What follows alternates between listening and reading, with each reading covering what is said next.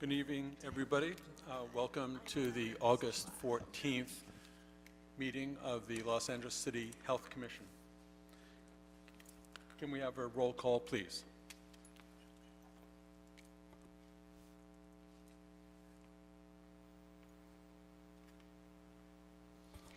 Commissioner Avila is absent. Commissioner Chapa. Present. Commissioner Grimig is absent. Commissioner Historic is also absent. Commissioner Cato. Present. Commissioner Kalfani. Present. Commissioner Lemus. Present. Commissioner Mandel. Present. Commissioner Osi. Present.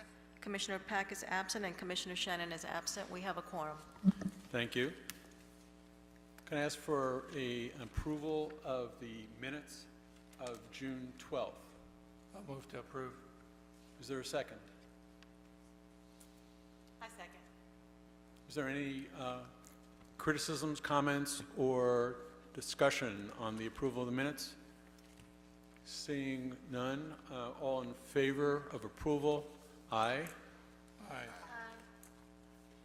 Any abstentions? Any opposed? Seeing none, the minutes are approved.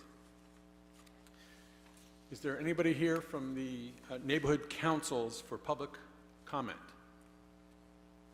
Seeing none, is there any public comment from the general public? Seeing none, it is with great pleasure to invite Professor Jason Ward, who's Associate Director from the RAND Corporation Center on Housing and Homelessness, and a professor at the Pardee RAND Graduate School on creating tax abatement programs relative to housing. Professor, we're thrilled and honored to have you join us today. Thanks very much. Can everyone hear me okay? How will we operate slides? Is there someone that's doing the slides? We have a research associate who is at the slide. Okay, no clicker. Okay, I'll talk to you then. Thank you very much. So thank you all for inviting me here to speak with you. I'm probably less familiar than I wish I was with the work that you all do, so I had to sort of try to get a sense of what might be helpful as I do a fair amount of research on topics that have an overarching theme, but maybe a lot of different tendrils. So to that end, what I've done today is just try to put together a maybe 20-ish minute presentation that just walks through a selection of issues that represent research I've conducted or is related to research I've conducted or otherwise sort of ties into the kind of twin crises of housing affordability and homelessness in Los Angeles. And I'm going to try to focus specifically in some cases on different aspects of the homelessness problem here, how they tie into housing affordability, different levels of sort of solutions for problems to homelessness that may be getting insufficient attention or could be looked at more closely, and things of that nature. I'm going to try to leave ample time for you all to ask me questions so I can try to be as helpful as possible to whatever, sort of relationship that my work may have to things that are in your purview. Yeah, and the intro was sufficient, so I won't say anything more about myself. I'll take the first slide, please, if you would. So, and can you click through a couple times? We'll just put these all up one more time. Oh, sorry, that didn't work well. Okay, let's go back maybe. Okay, so this is a slide that I've used in some past talks, and I worried a bit sometimes that it's like a little bit too sort of pedantic or simplistic, but I actually was just at a talk earlier today where I was mentioning something about homelessness, and one of the people on this advisory board for RAND said, what are we even supposed to think homelessness is, And I thought, oh, okay, this slide is good, I guess, So what I really am trying to get across here with this kind of triangle is to sort of think about homelessness as a sort of a funnel, right?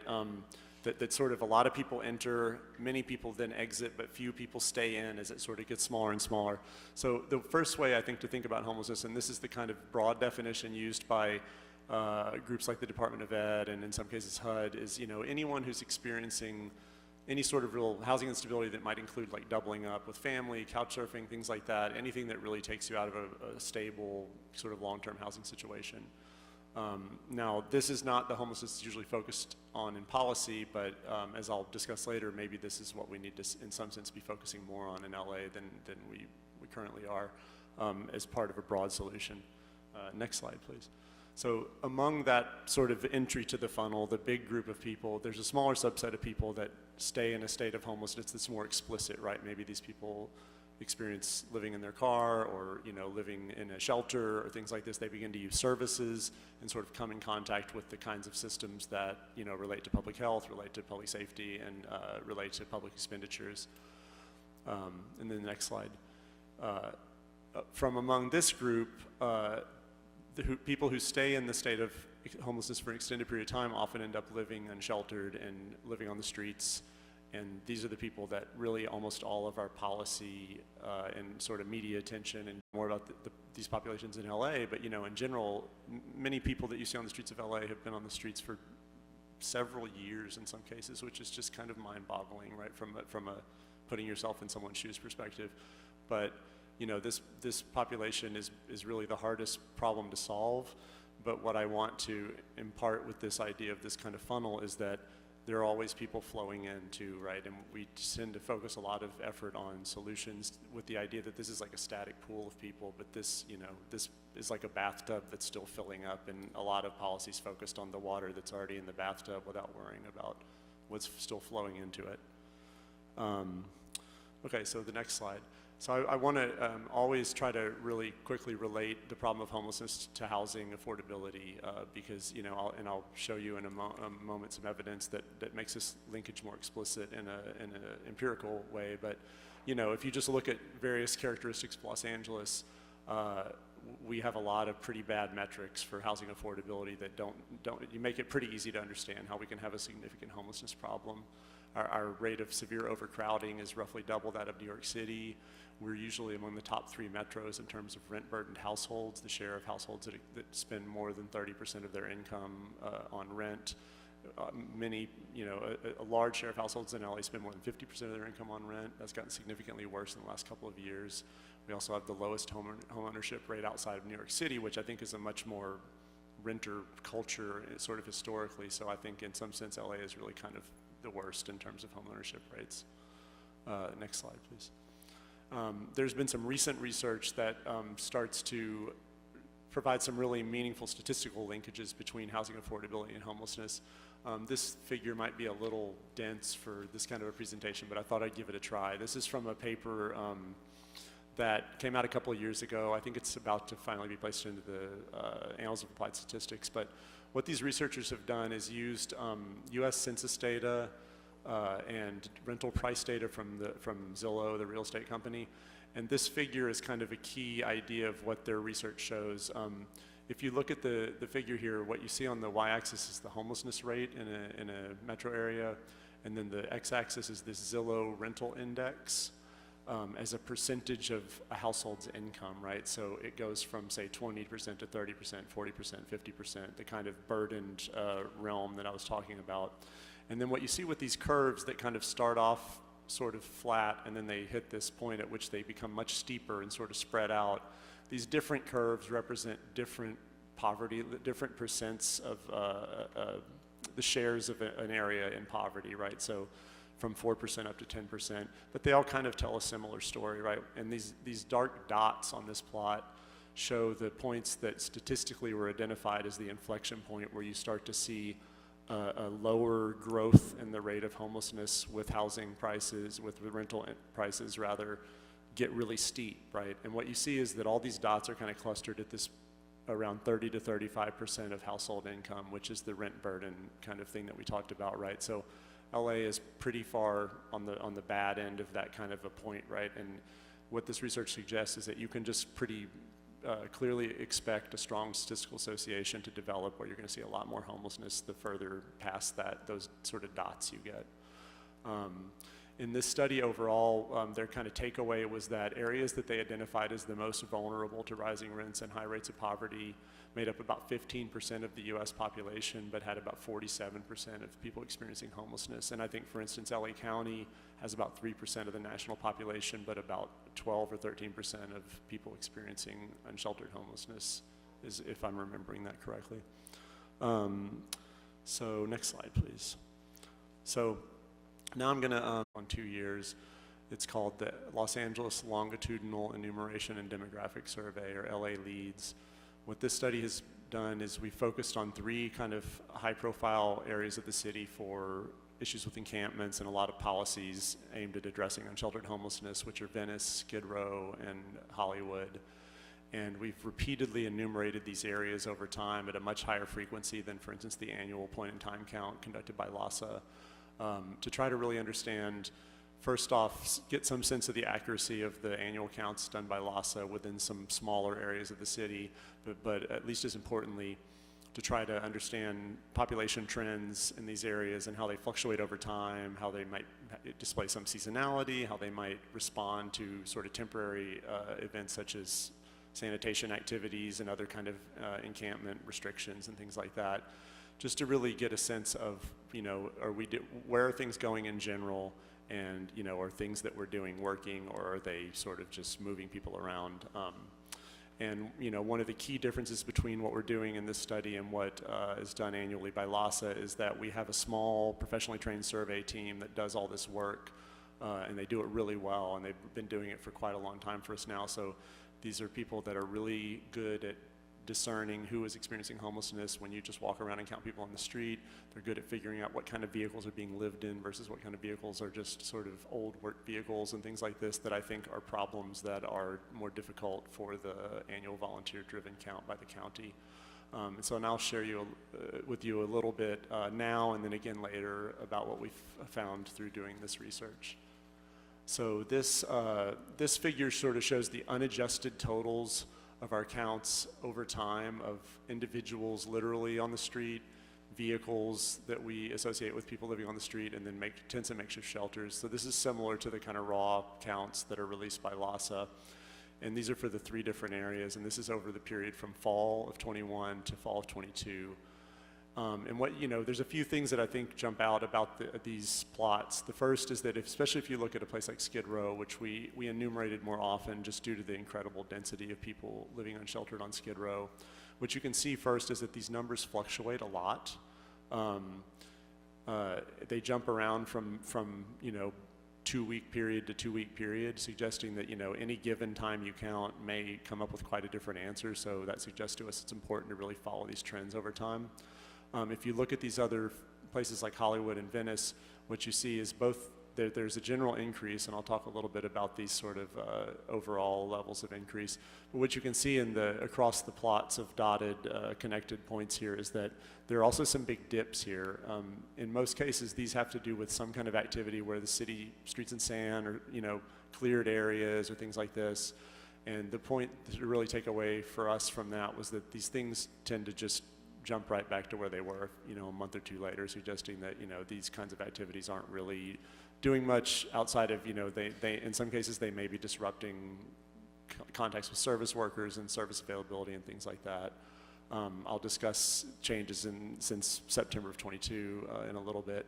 Oh, if you can go back, please, that would be great. Can you go back one slide? Thanks. But then broadly, I really also wanted to highlight that, you know, these red lines basically correspond to sort of regression-based analyses of all these points in time. And what you can see is that, you know, in all cases, these numbers are going up. And in particular, in a place like Venice, they're going up quite a bit. You know, we're looking at increases between about 13 and 30% over this year across these areas, which, you know, the most important takeaway, whether anyone would quibble about statistical significance or any other issues with these findings, is that there's not a large decrease, you know. And most of the people that we surveyed, along with these enumerations, were on the street for at least a year.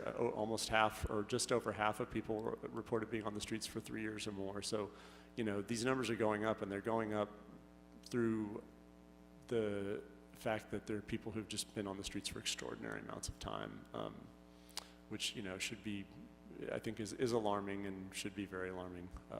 Next slide, please, thanks.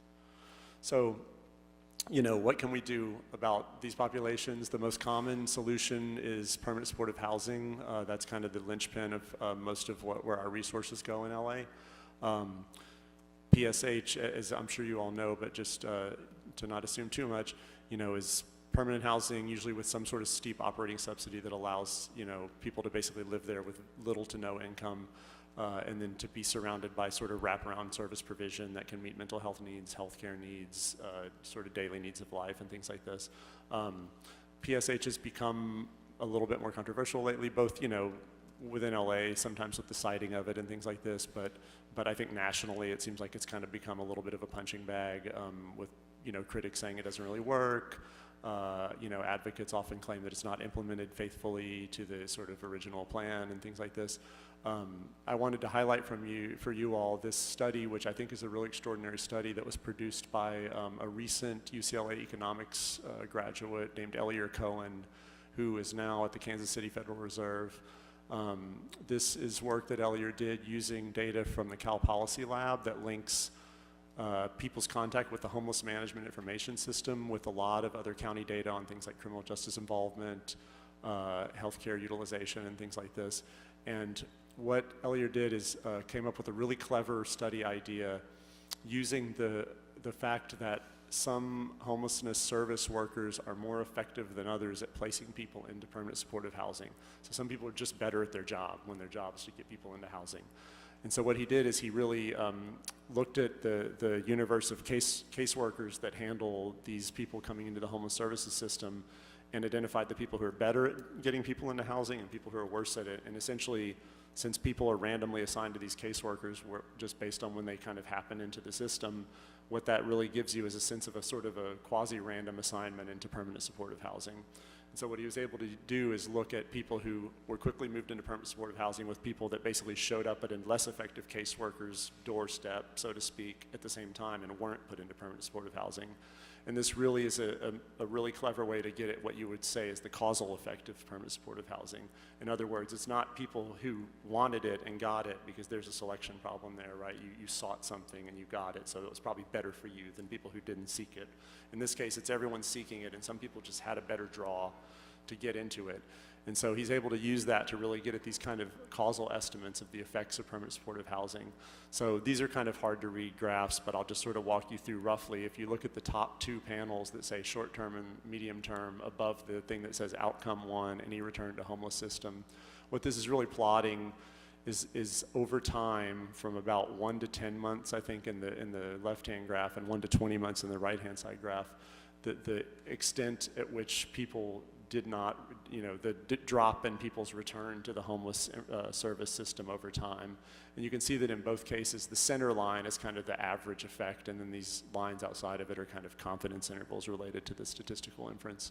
But what you can see is that over time, people who got into permanent supportive housing returned to the homeless services system at dramatically lower rates. I believe these rates represented about a 50% decline and essentially exiting and then returning back into the homeless services system in some other way. So this suggests that causally permanent supportive housing really makes a big difference in keeping people housed and out of the system of sort of more triage services that are offered. The second figure is any law enforcement record. So this is really looking at whether you go on to have an encounter with law enforcement. And here again, you can see with these sort of declining lines under the straight line, which is essentially like the control condition, people who didn't get into permanent supportive housing, you can see that interactions with law enforcement decline significantly as well, and they stay low over quite a long time, or lower.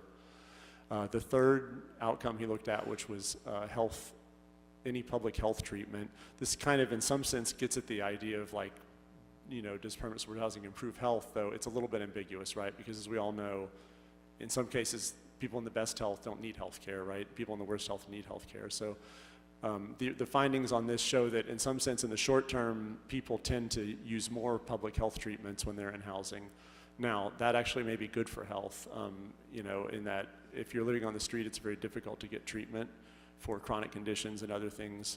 And so this suggests that living in permanent supportive housing allows you to seek health care that that can be provided through Medicaid, et cetera, more effectively.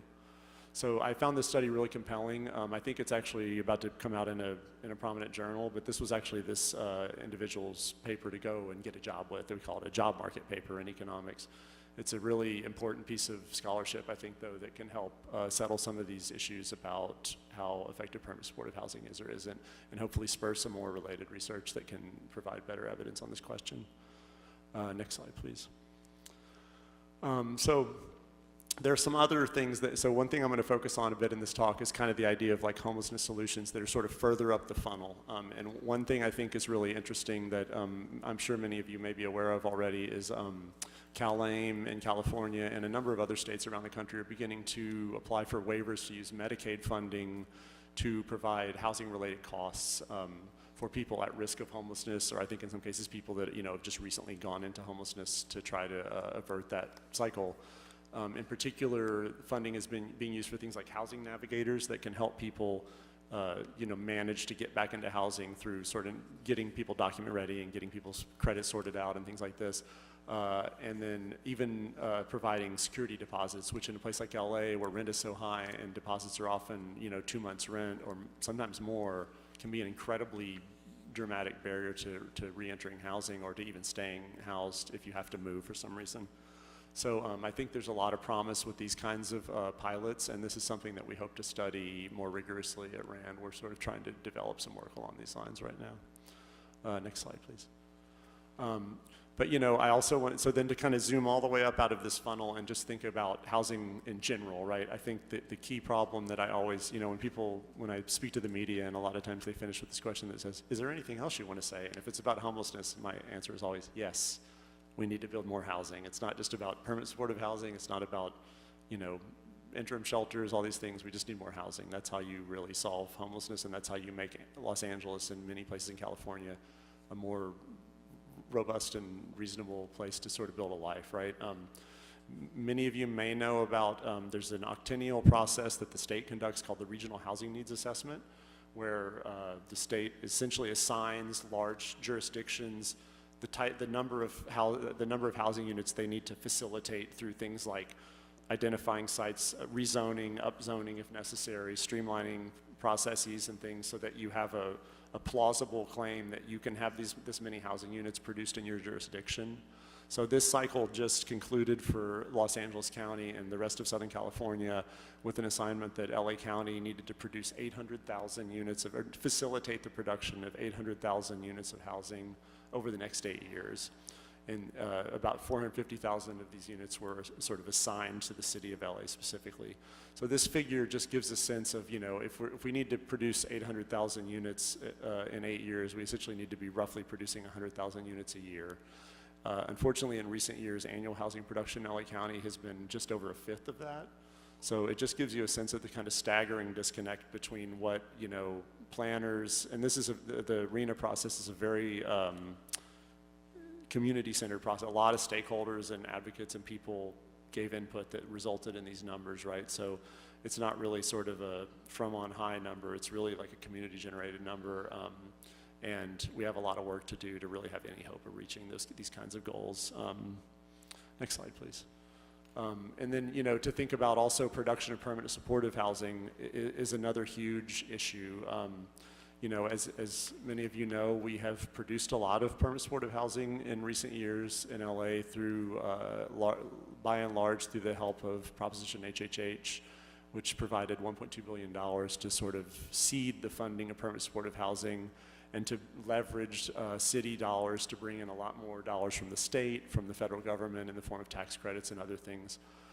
However, as this little figure shows, between about 2016 and 2021, the average per unit cost of projects funded with HHH dollars increased by roughly 50%, which the city controller and others have reported on extensively, and is pretty disheartening because this is stuff we critically need, and every passing year seeing these costs escalate suggests that we're going to get less for a really large investment that the people of LA have made.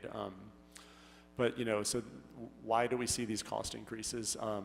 There's some things that are common to all kinds of publicly funded affordable housing, which the top bullet here suggests, which is the complex and lengthy process of assembling capital sources for development. Many developers who want to build these projects or even just straight affordable housing without services involved have to put together sometimes 5 or 6 different funding sources from local, state, county, et cetera, and wait in line and hope that all the stars align and they get all their funding together while they're having to pay to hold some land that they've already bought or things like this. And it's a really, really costly process. Time is really money in real estate development. The second main issue that's specific to permanent supportive housing is the lack of operating subsidy. As I mentioned earlier, these housing units often require, something close to 100% subsidy, right? People that live in permanent supportive housing often are only eligible for some income between general relief of $200 a month and maybe SSI of up to about $1,100 or $1,200 a month, if I have that correctly, right? So, and they're only going to be required to spend 30% of that income on housing. So you're thinking about someone spending basically between about $60 and maybe $300 on rent for a unit that may cost, $1,200 to $1,500 a month to operate. So all the rest of that money has to come from somewhere, and that's often even aside from the service provision angle, right? So what a lot of these projects have to do is they have to get so much money together that they can project out that money can support the operation of these places aside from the building of them for many years, or they need to get things like project-based vouchers from HUD, which are generally quite scarce relative to sort of what you would think of as traditional Section 8 vouchers. These are vouchers, that tenants can take with them. Project-based vouchers are vouchers that developers can get and attach to their building so that whoever they can place in there is covered, essentially. These vouchers are generally limited to about 30% of a public housing authority's total pool of vouchers. So this is really becoming a big constraint on production and operation of permanent supportive housing in LA, particularly as the generosity of funding to build buildings and acquire buildings increases. The generosity to sort of backstop these things and allow them to have a sufficient operating subsidy has not scaled up with that. So that's becoming an important issue. Third, most public dollars that anyone touches in LA and California and many other places tend to have a lot of requirements related to labor conditions, working conditions, and earnings and things like this. HHH actually had a really unusual requirement that if your project was sufficiently large, you basically had to build it all with union labor, but you could sort of choose to build anything. So some research that I conducted a few years ago showed that what happened is that developers tended to just build smaller projects so that they didn't have to do this, which is kind of exactly the opposite of what you would want to do if you're coming up with a lot of public money. You want to get as big a projects built as you can from the perspective of economies of scale and building and saving money, right? So a lot of these things are sort of well-intentioned, public priorities, but I think it's good for policymakers to think about, who kind of gets first in the line or whatever, like, do we need housing in an emergency fashion, or do we need housing with all the other things that we think are also important? That's a trade-off that's very difficult to make, but I think it's one that policymakers need to bear in mind when we look at things like this kind of cost figure here. And then again, the final thing I want to touch on here is that after construction, this has become an increasingly important bottleneck too. There's a significant scarcity of qualified service providers to provide the wraparound services for permanent supportive housing, which is really a key to making it work. Anecdotally, this is the kind of thing that's come into play with the recent problems at Skid Row Housing Trust and other providers, where sometimes people are being placed into SROs or housing units with significant service needs without those services being provided. In many cases, that's very bad for the people placed into these units. It's also often very bad for the physical condition of the units themselves, as a lot of times people with SMIs without good services to sort of manage them end up causing a lot of destruction to units. It's a real problem from both a humanitarian perspective and a fiscal perspective for the sort of system to address homelessness. And that's some other work we're doing is starting to try to look at the kind of labor market for homelessness service provision, mental health workers and things like that, which is going to be a big challenge as we really try to address homelessness statewide and in LA. Next slide, please. So, but I don't want to be completely downbeat, right? There is a lot of progress, remarkable progress that's been made in recent years. It's not still really commensurate with the scope of the problem, but it's a big change from the status quo for a long time. Notably, Proposition HHH was, in addition to being a significant funding, it was also accompanied by a lot of reforms that were really useful to things like plan check review, things like council member discretion to sort of keep projects out of their districts and things like this. These things have happened, and now we're sort of stuck with them for the better, I think, you know. Now you can build a permanent supportive housing project for, I believe up to 200 units without a plan check from the city instead of 50 units, which is a big time saver. As I mentioned earlier, Project Homekey funding and other programs to provide a lot of dollars to build and acquire physical infrastructure has led to a lot of great steps forward in terms of acquiring hotels and things like this to use as interim housing and eventually as permanent supportive housing. Many of these acquisitions ended up being a lot cheaper than building units new, and that was a real boon for taxpayer dollars and for addressing the needs, you know, the pressing needs of kind of dealing with homelessness. Some of the mayor's initiatives, such as ED1 and ED3, are reducing approval time substantially for affordable housing and permanent supportive housing. These are really important steps that it's kind of remarkable that it took someone so long to come in and make, and that's to be applauded. I think, you know, hopefully in the future, the thoughts will move towards applying these same sorts of reforms to housing production writ large, because, you know, we need housing production.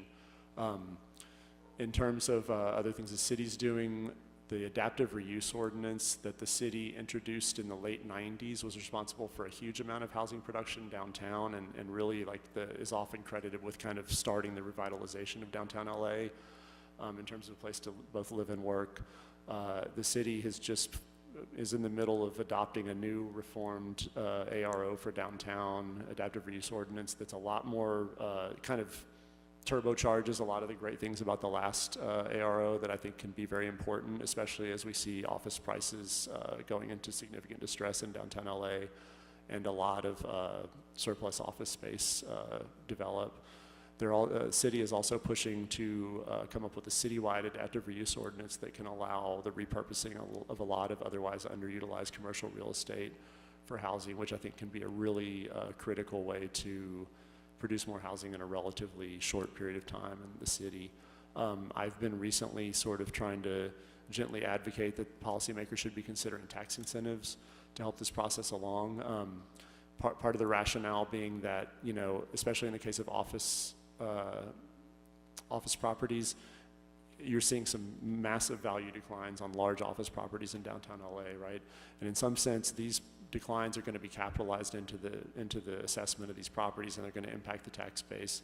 So, you know, while I think a lot of times kind of tax relief programs and things are decried as a giveaway to developers, in some sense the city could end up really giving away nothing. Like if you're going to lose if your tax base is going to decline anyway, and you may be able to sort of give a tax incentive that allows someone to convert a building into housing that, say, might prop up its value as what it would have been as a more robust office space, then you're essentially giving away nothing. So I think to get something. So I think this is maybe something that's like in line with close to a free lunch for policymakers if it's done well. And that's something I think is worth looking at, especially when we see the kind of real estate distress, bless you, that's happening in DTLA recently. One more slide, please. Okay, so a couple more things actually. So what else can we do in the meantime? We have to, you know, permanent supportive housing is time consuming and expensive to produce. These are some more results from our LA LEAD study where we surveyed unsheltered Angelenos. And what we did really is just try to ask them, you know, would you come off the street for these different things? At the time we undertook this study, really surprising, I mean, I say shockingly to me, like virtually nothing was known about this. A lot of things were being bandied about. Let's build tons of group shelters, you know, let's just do all sorts of things. And there was really very little evidence on what people would actually be interested in who were actually living on the streets and would be asked to use these resources. So we just simply went out and asked several hundred people, you know, which of these things would you find acceptable to come off the street to move into? You know, you see things like permanent housing in a hotel or motel or a shelter hotel with private room are very widely accepted by most unsheltered Angelenos that we spoke with, and I think that speaks well of the mayor's Inside Safe program as something that moves in the right direction. You know, that the program has come under some criticism for, you know, the mayor's own building the plane while we fly it and all that kind of stuff. It's very difficult to do, but I think, you know, getting people off the streets into something that they tend to find acceptable is a good move.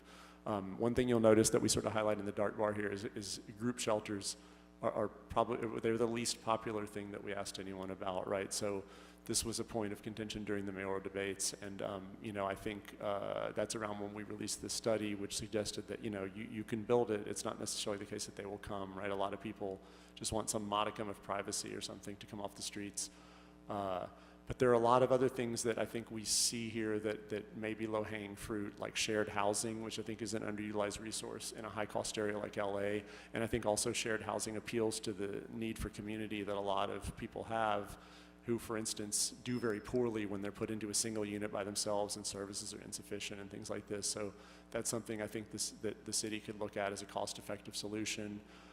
Safe camping is something that I'm still surprised hasn't gotten more traction in the city. I know former Councilmember Bonin proposed a number of sites for safe camping, then that did not go over well at all.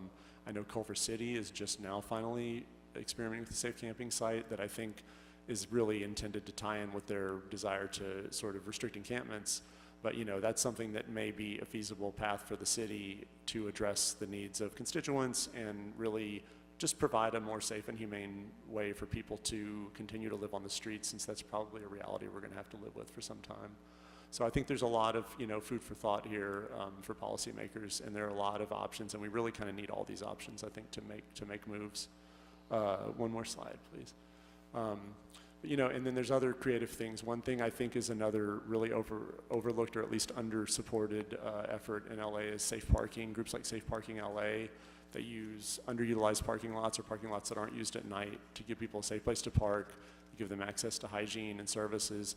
Some of these services are quite robust, including, you know, getting people the necessary documents to get back into housing, getting and keeping people's cars legal, even providing security deposits and things. It's a remarkably diverse program, and from my understanding, they turn over a lot of people through these programs, meaning that a lot of people get rehoused and they exit homelessness quickly, right? These are the people that are basically like somewhere near the top of the funnel, and what you want to do is you want to get those people back into housing before their car breaks and they have to get a tent and start living on the sidewalk and things like this, right? So I think safe parking is a concept that has a lot of legs for policy going forward. You know, I mentioned safe camping sites. You know, I think this city, one issue that is going to be tough to wrestle with is that it's hard to talk about, is that we may just have to get comfortable with the idea that hotels are going to be a semi-permanent way that we're going to have to deal with housing people, while we do a lot of other work that we need to do to make permanent housing more accessible, either with services or just in general. That's a tough thing that I think the city is wrestling with right now in terms of trying to acquire versus rent and things like this, rent rooms. So that's just a tough issue that we face here, I think. And then, as I mentioned earlier, the CalAIM and other experiments at using Medicaid dollars to address housing, I think, is another real bright spot that's starting to take root in policy. I think that may be it. Do I have one? Oh, no. Okay. One more. Yeah, one more slide. So the last thing I really wanted to touch on is, again, to sort of zoom back out to more about housing than just about housing for people experiencing homelessness, right? We're never going to really solve, in my opinion, homelessness without just increasing housing dramatically. You know, the housing crisis we have throughout California, I think, is kind of a long legacy of many decades of slow growth movement and downzoning and all sorts of things, right? But from a policy perspective, I think we all need to think about not treating housing like a bad. You know, what we do is we put all sorts of impact fees and development fees on housing, and we make it really difficult and put all sorts of regulations on it. And, you know, to me, housing is a good. You know, it's complex. There are bad aspects to how housing is sometimes developed and things like this, or there are aspects that impact different people differentially, but we need housing so people can have a place to live, and so living can be an affordable thing to do in California and Los Angeles. And I think policy needs to recognize that and stop trying to sort of extract things from the production of housing, because housing production is what we need. And one academic who I had an interesting conversation with once likened it to taxing farmers to grow food, which is something that would seem kind of ridiculous, right? We need food. We don't want to make it hard or costly for someone to produce that for us. I think in some sense, California, especially in a lot of the kind of government structures we have in California, which are very supermajority-esque in a lot of cases, right?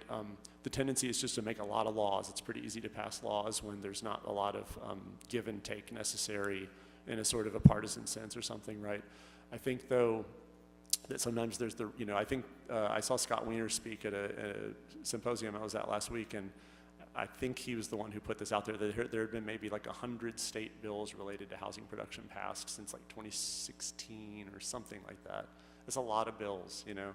And in some sense, I think some of those bills are really good. Some of them got sidetracked and became really kind of just trivial by the end of a process or whatever, right? But one thing I think policymakers could focus more on is, and the mayor's doing this, I think, with some of the EDs and things, is taking away things rather than adding them. You know, like I talked to one person who facilitates housing production, goes and does like entitlement actions for developers and stuff, and this person told me that, you know, 20, 25 years ago, he could go down to city planning with about 25 pieces of paper and get a multifamily housing project off the ground.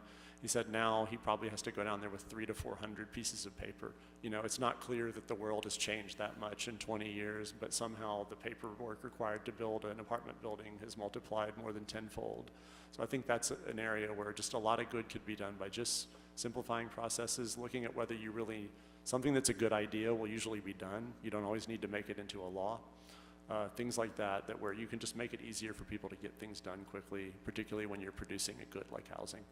And then, you know, the last thing, this figure I threw up, which really struck me profoundly, is, you know, the LAO, the State Legislative Analyst's Office, just released this adjusted projection for population growth in California, which essentially went from this really robust growth over 40 years down to basically zero over the next 40 years.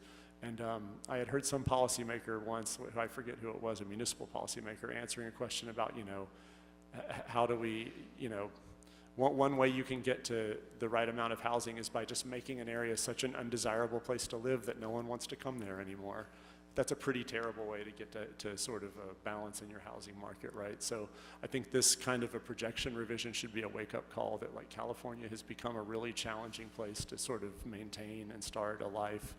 And, you know, it's really urgent that we think really big about how to sort of address that and make LA and other places in California really places of opportunity and not places that are a challenge to start a family, to move out on your own, things like this. And I think that's finally all I have for you all. So I thank you for your attention, and I welcome your questions about anything I can be helpful with. Great. Thank you for a very comprehensive presentation. In today's LA Times, there's a discussion of San Francisco being in like an economic death spiral, with people leaving, The doom can't loop. afford it, and that economically, also jobs leaving and crime going up, and so more people move out. So then there's less jobs, less employers, and then, you know, more homelessness because people can't afford to be anywhere. It's interesting with the Cal AIM that we're creatively coming up with money, with Medi-Cal money to help people get housed, which will obviously help their health care. But one of the things that, to me, makes no sense is we haven't really raised the amount of money significantly to board and care facilities in the state. And yet that's, you know, in a small way, really doing supportive housing the way that it could be done well, and has been done reasonably well for years, if people could just afford to keep them open. And yet we're losing, and this commission has had presentations on this beforehand, and we've analyzed and seen, you know, board and care in the city of Los Angeles decreasing dramatically. And it's all directly related to the fact that, you know, they don't get paid enough for food and health care for those individuals. And that'd be an easy fix if, you know, you would think that Cal AIM would allow board and care to be paid something reasonable with the inflationary year. Is there any studies on that you know of? I don't know of any. I know that one project we've been doing recently is, for the Hilton Foundation, is putting together kind of a pilot to try to create a database that brings together all these sorts of resources that you can think of as housing that could be used to address homelessness. One of the things we focused on a lot there was board and care. I think that's a huge asset that's really been neglected, and, you know, the data show that it's been shrinking a lot commensurately. I think there's been some discussion of raising rates, or maybe there's a county kind of top up to the federal rates that are paid or something. I'm not an expert there, but I think that one thing that strikes me as really critical with this stock, you know, it really fits into this kind of nexus of like shared housing and kind of supportive housing that I think is really important and can meet the needs of a lot of people that experience homelessness. But the second thing is that, you know, it's only, in general, my impression is that it's just through the really altruistic aims of the people that run these facilities that really any of them are even open, because in almost all cases, the property that these places occupy is worth a fortune, you know, and like these people that run these facilities seem to, from what I understand, you know, anecdotally in the media, they really want to do this, and it's like, please don't make it so hard for me to do this, you know, or I may just have to take this gigantic pile of money that someone's offering me for this property or something, right? And like the idea that we're getting to the point where like you have to depend on someone like going down through their savings or whatever they have to do to keep a place open, that where their outside option is to make a lot of money, is really just a terrible way to put incentives in front of someone, you know, because that's a very difficult thing to pass up, and it should be quite easy for people to say, I want to do this, you're facilitating me doing this. And I think once you lose these places, it's not a linear process, right? I think you lose them, you're not going to just get them back if you raise, a lot of these are like one-shot opportunities, right? Like once these places are gone, I think a lot of them are going to be gone, and it would be very difficult to replace them. So I think paying close attention to that, the state of boarding cares is important on its own, and also because, like, you know, you're not necessarily going to get them back once they come offline. One of the things that amazes me, we've been doing a lot of the same stuff that has been working for the last 10 years, maybe working against us. So we need some new creative ideas. You mentioned a few that are kind of interesting. One is the issue about security deposits. To me, it makes no sense to spend a lot of money on building something new when there is housing really available, but the only reason we can't get somebody into it is because of a security deposit, which is really just a guarantee to the landlord that the rent's going to be paid. When we're, or HHH or H, is already paying somewhere else, you would think that we would just guarantee, we don't even have to come up with the cash. We just guarantee the landlord that you will get paid in a timely manner through our own program or through this individual when they get gainfully employed. And if not, you come to us and we'll pay you within, 10 days. I mean, it shouldn't be that difficult as opposed to pouring concrete, which is very expensive. Has there been any movement at all to creatively work with landlords that already have current housing and just give them a bonus if they waive their security deposits and guarantee that it'll be paid? Kind of like, federal loans to go to medical school. You take them out, and if you default, the feds, pay the interest. Yeah, I mean, I think there's a couple interesting points related to security deposits, right? First, I would say, though, that, like, the rental market in LA is very tight, so what that allows landlords to do is just be picky, right? And security deposits are just a real easy way to screen people who don't have a lot of money and find people that do, and also it's, landlords feel good when they have a bunch of cash sitting in their bank account instead of having to go and ask for payment back for damages, right? I think if you look at housing choice vouchers or Section 8 vouchers, what you'll see is that despite all the government's guarantees that we're going to pay the rent all the time, we're going to make all this stuff good, a lot of landlords just say no thanks, right? And like I think that gets back to the idea of like regulations and the kind of hoops that people have to jump through, right?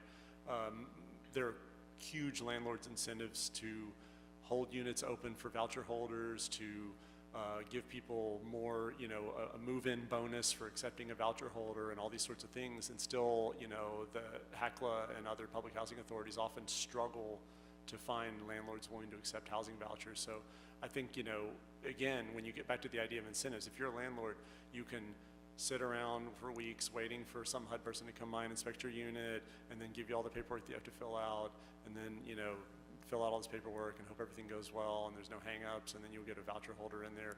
Or you can just say, the first person who has $5,000 for my $2,500 a month apartment can move in tomorrow, especially if you have great credit and all this. So I think, again, it's hard to compete with simplicity, and so I think that, there's a bill pending, I think, in the Assembly that is intended to limit security deposits to 1 month's rent. I think that's probably a pretty reasonable bill that could actually do a lot of good. That's quite simple.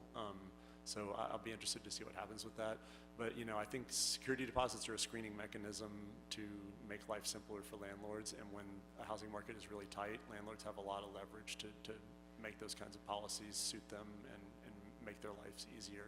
So, you know, that gets back to the idea of like creating more abundant housing where landlords actually have to compete for tenants is really maybe not a necessary means, but I mean, maybe not a sufficient means, but I think it's a necessary means to get to where those kinds of barriers aren't so big of a deal. Landlords can't be as picky. They can't control, you know, the situation as much as they might otherwise like to. And then landlords in general are in business of making profit.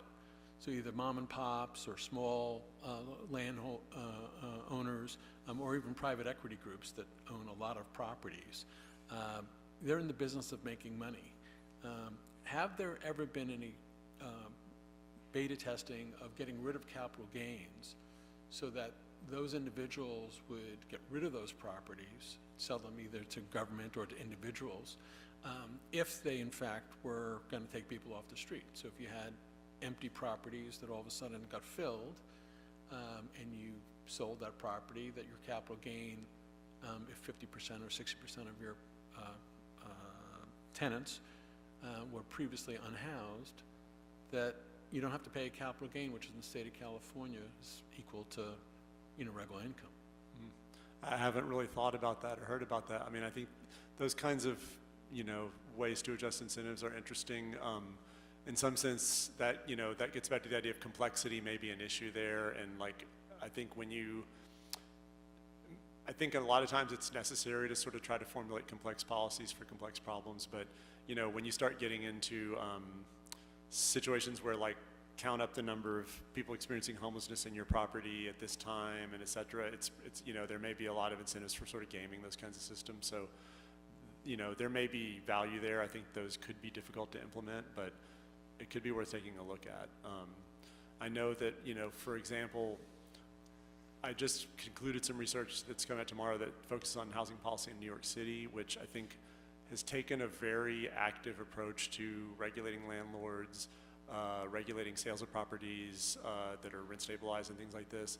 I think New York City struggles with creating a lot of really conflicting incentives for landlords and what they do with kind of a lot of overlapping policies. So my tendency as an economist is sort of like a keep it simple kind of mantra. So there may be merit in those policies, but my first thought would be that they're often going to be pretty complex to like get it right. Excellent, great, thank you. Any commissioners have questions? Two questions. One may be really quick for you to answer.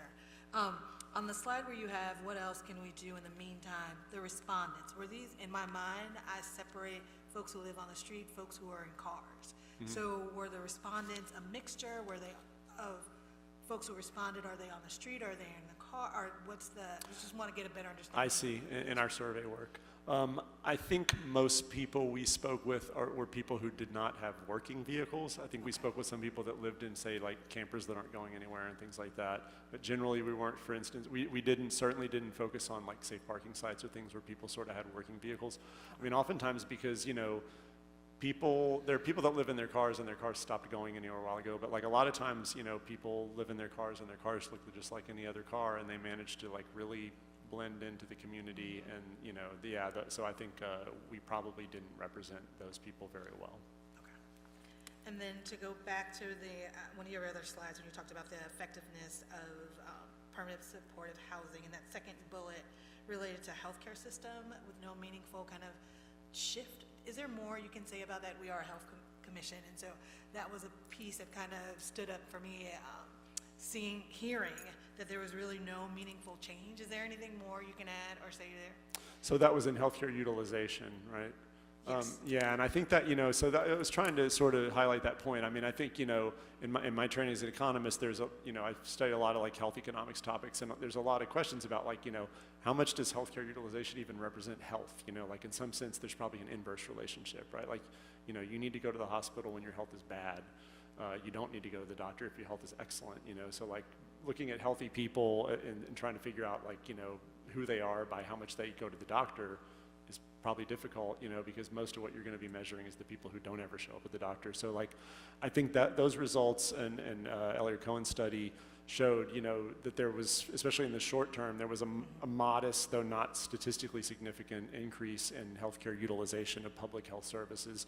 I think that may be a sign that health may improve, because in many cases, people that come into permanent supportive housing have significant chronic health problems and lots of comorbidities and stuff, right? So in those cases, I think seeing people come into the healthcare system is probably easier to regard as helping their health. But you know, that's always a really tough relationship to ferret out. Like, healthcare is not a great proxy for health unless you kind of understand what people's baseline health was and how likely they were to need healthcare. Great, thank you. Thank you. Any other commissioners?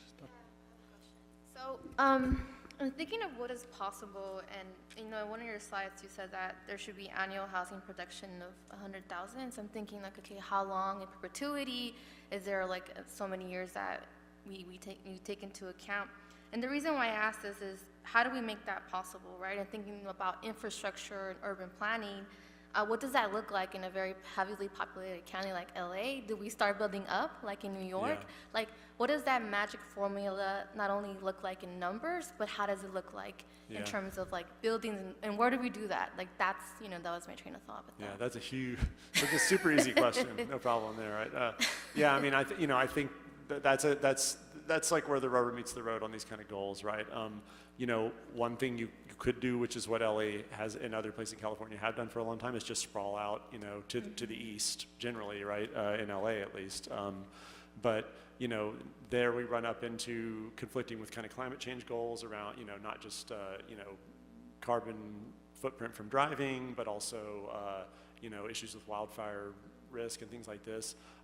You know, I think in LA, you know, at some point you have to start building up. When you have a gigantic 500 square mile, you know, city that's essentially a city of single family homes, you know, at some point you have to start building up. You see places in the city, you know, Koreatown, Condo Canyon, Wilshire Boulevard, places like that where we have built up for some time, right? But, and I think, you know, in LA, that there's sort of a tradition of like that now, or I guess a newer tradition, especially like with transit-oriented zones and stuff, where there's like, you know, sort of 50-unit apartment buildings. You know, that's not huge density, but compared to one home, it's a lot of density. And like, just as a personal anecdote, I live in the edge of Mar Vista, and right across the street from me is a single-family home that's on National Boulevard. So these single-family lots are all zoned for, I can't remember if it's R2 or R3, for some modest amount of multifamily housing, right?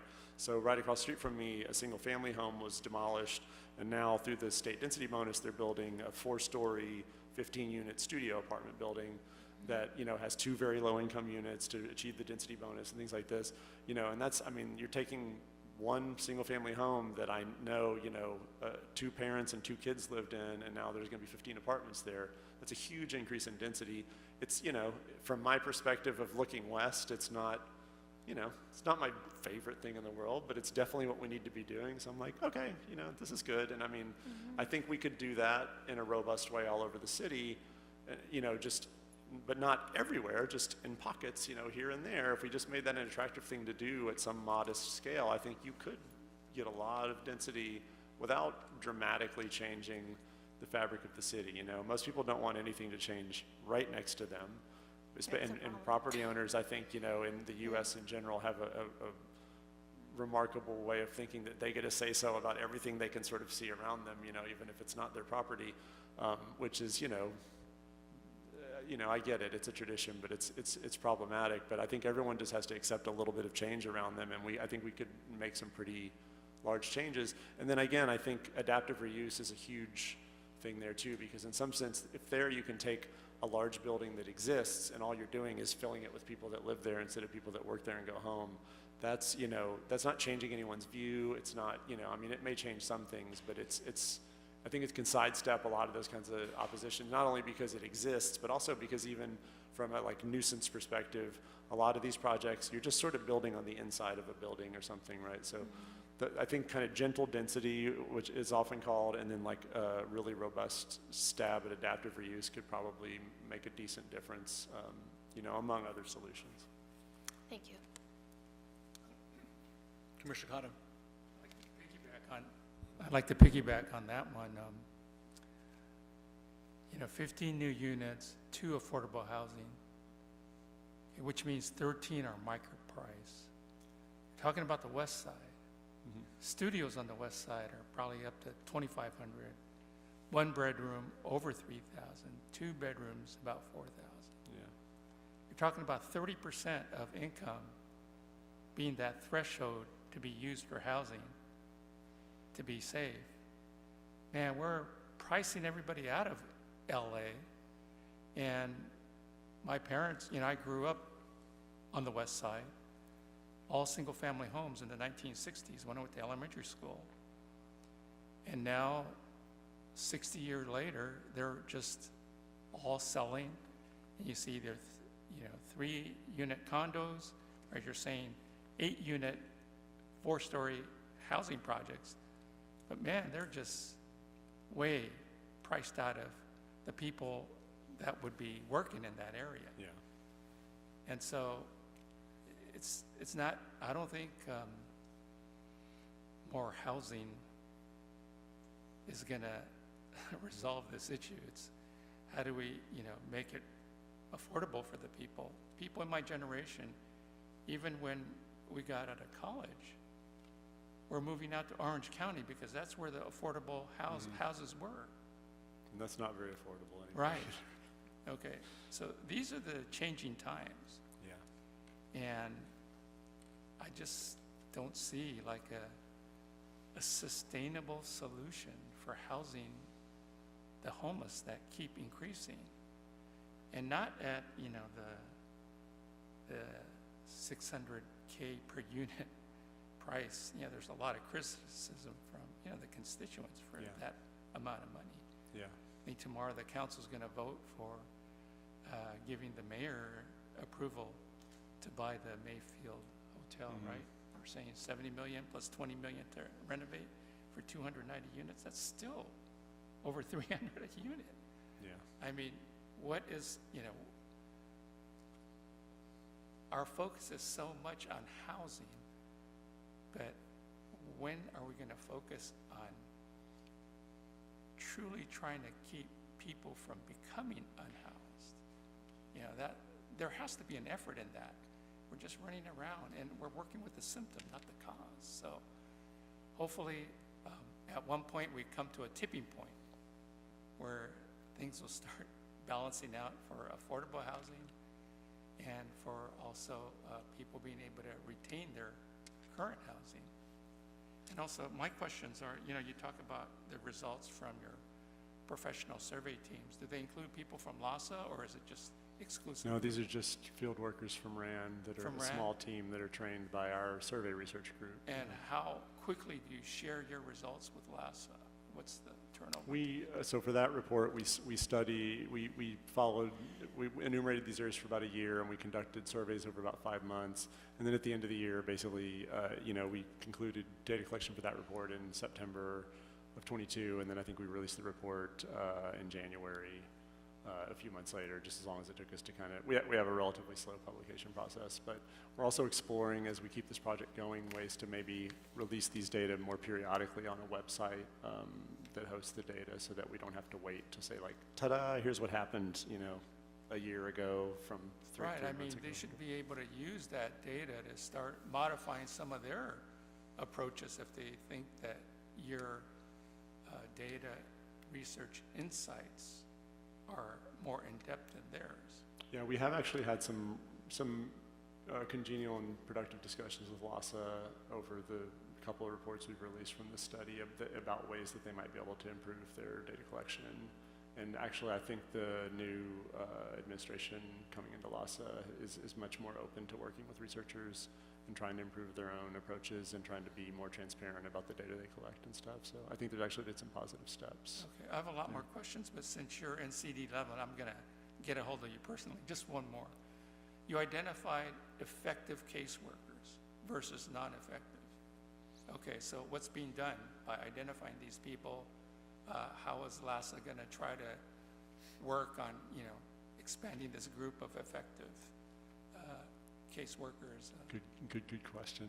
You know, I think in some sense in economics, we like things like this caseworker approach that was taken in that paper relates to, there's a lot of literature that looks at like the causal effects of judicial punishment and things by leveraging like judges who tend to be more or less harsh in sentencing, and that people are randomly assigned to judges. So this is sort of more of a mechanism to get at causal effects. But I think when you find something like that, it also has policy implications. Like we need to kind of get everyone to be like the better people. Because, you know, while permanent supportive housing is scarce at all times, it's also sometimes being underutilized, even to the extent it exists. I think there was some research in some media in San Francisco around like large amounts of permanent supportive housing going unfilled because of like, you know, just sort of bureaucratic ineptitude in placing people into it. I think that happens here as well. And I think that's something that, yeah, we shouldn't really, if you find something like that, it's great to produce a paper with it, but then I think also brings up that you really need to address the fact that there's a lot of inefficiencies in getting people into this scarce resource. Okay, well, thank you very much for your Thanks. research sharing and time, and I'll be in touch. Dr. Chopper or Dr. Ossie, do you have questions? Dr. Hockman, would you have a question, being this is an area that you know about, or for Dr. Ward? Commission President, if you could speak into the microphone. I'll introduce myself. Michael Hockman. I'm CEO of Healthcare in Action. We're a homeless healthcare organization. So I spend a lot of time in these transitional housing sites and permanent supportive housing sites. I also see a lot of underutilization. So I was at a site the other day, permanent supportive housing, 10% of the units were filled, Wow. maybe 20%. Same thing with the transitional housing sites. They're understaffed, and that's part of the reason. But I think, I guess, you know, how much of it is underutilization? Is that just what we're observing, or and then to what extent are other things like services limiting the utilization of the housing? Yeah, so that's a great question, and I think like that's a really important area for more research, right? You know, if you think about like say, with a given like a canonical permanent supportive housing unit, there are many barriers, right? First off, some of these units are funded by like low-income housing tax credits that have some specific population. Like you can build this unit if it's for survivors of domestic violence, or if it's for veterans experiencing homelessness or whatever. And so when you do that, you now have to find this kind of person to put in it, right? And then you have to make sure that those people like don't have too much income to be in it. You have to make sure that you have the right kind of staffing to staff it up. There's all these, and then you have to sort of like get people who come through the system and are scored as high acuity enough to rank among the subpopulation of people that are eligible to be in that certain housing unit and stuff, right? And a unit is going to go unused for, you know, at time X if any of those criteria are binding, essentially. Like any constraint can keep that unit from being occupied.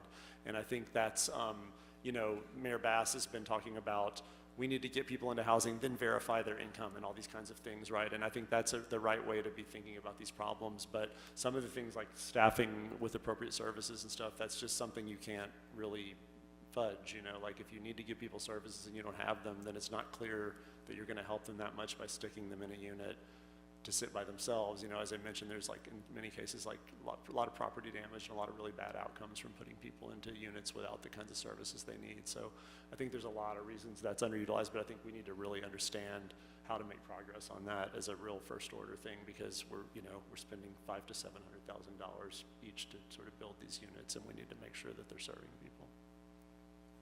Wonderful, thank you. Thank you for an excellent presentation. We're really honored that you've come to meet with us today. You're welcome to stay the next two presentations. I will stay for a while. I'm sure yeah. will be excellent. I'll invite up our second speaker, who's Dr. Chelsea Thanks, Shover, who's an assistant professor in residence at UCLA David Geffen School of Medicine, who's a specialist on homelessness and addiction. And the first question I'll ask you, Yes. Professor, is Sure. do you have a question for Dr. Ward? Oh, thank you so much. I'm not sure if I have a question, but I do have a lot of appreciation, and I'm thrilled that he presented on the Lead On study, just because I think that provides a really great overview that I can skip through some of the beginning parts of my talk. and just get right into the things that I'm really excited to talk about. I may think of a question later, but mostly I was just following along and enjoying that breakdown of the data and the situation here. Yeah. Great. I also have an answer to one of the questions that was asked of him about case managers, but I'll get into that a little later in my talk. Great. So we can go to the next slide. Thank you. First, I just want to start with some quick stats. I'm an epidemiologist by training, so data and graphs are my bread and butter, but I really want to mostly have more of a discussion. Next slide. Okay, great. So now that Dr. Ward has thoroughly explained the limitations of the point-in-time count, I'm just going to flag this as, one of the estimates that we have. There's at least 46,000 people experiencing homelessness on a given night in the city of Los Angeles. I also suspect that is an underestimate. I used to work at the Department of Public Health, where we would use other methods to try to enumerate the total population of people experiencing homelessness. But this is just a reference to sort of say, like, that's a large number, and countywide it's at least 75,000. Next slide, please. Okay, and then so substance use. So the most reliable data we have in Los Angeles, and indeed in the United States, about the scope of substance use comes from fatal overdose data. And so what that means is when someone dies and they have a significant amount of drugs on board and their death is attributed entirely or partially to drug toxicity. I use the term drug-related deaths or drug deaths, but the vast majority of these are what we would colloquially call overdoses of someone ingesting too large or too strong of a substance, whether that's illicitly manufactured or prescribed.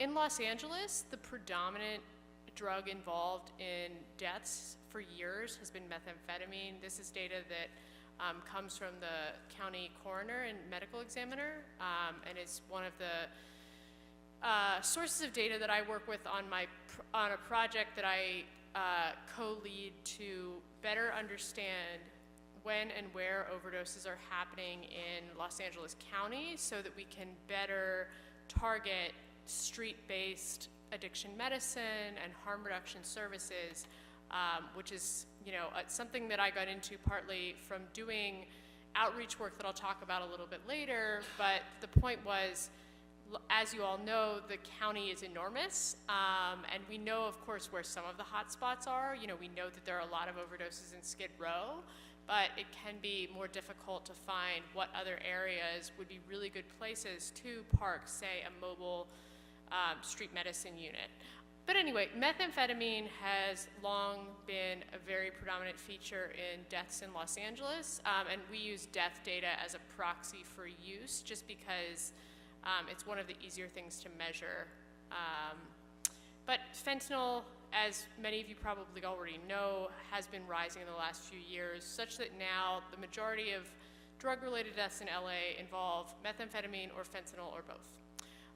This graph is just showing the most common drug classes, with the yellow line being meth, the purple line being fentanyl, and they're just leaving, they're just much higher than everything else. Next slide, please. And this is from another paper that I think I'm sorry, I've cut off my citation, but this is from another paper that I worked on with the coroner data about the changing profile of methamphetamine-related deaths here in Los Angeles County. Because it's the coroner system, it is all county-based rather than LA City, but I imagine the trends are probably pretty similar.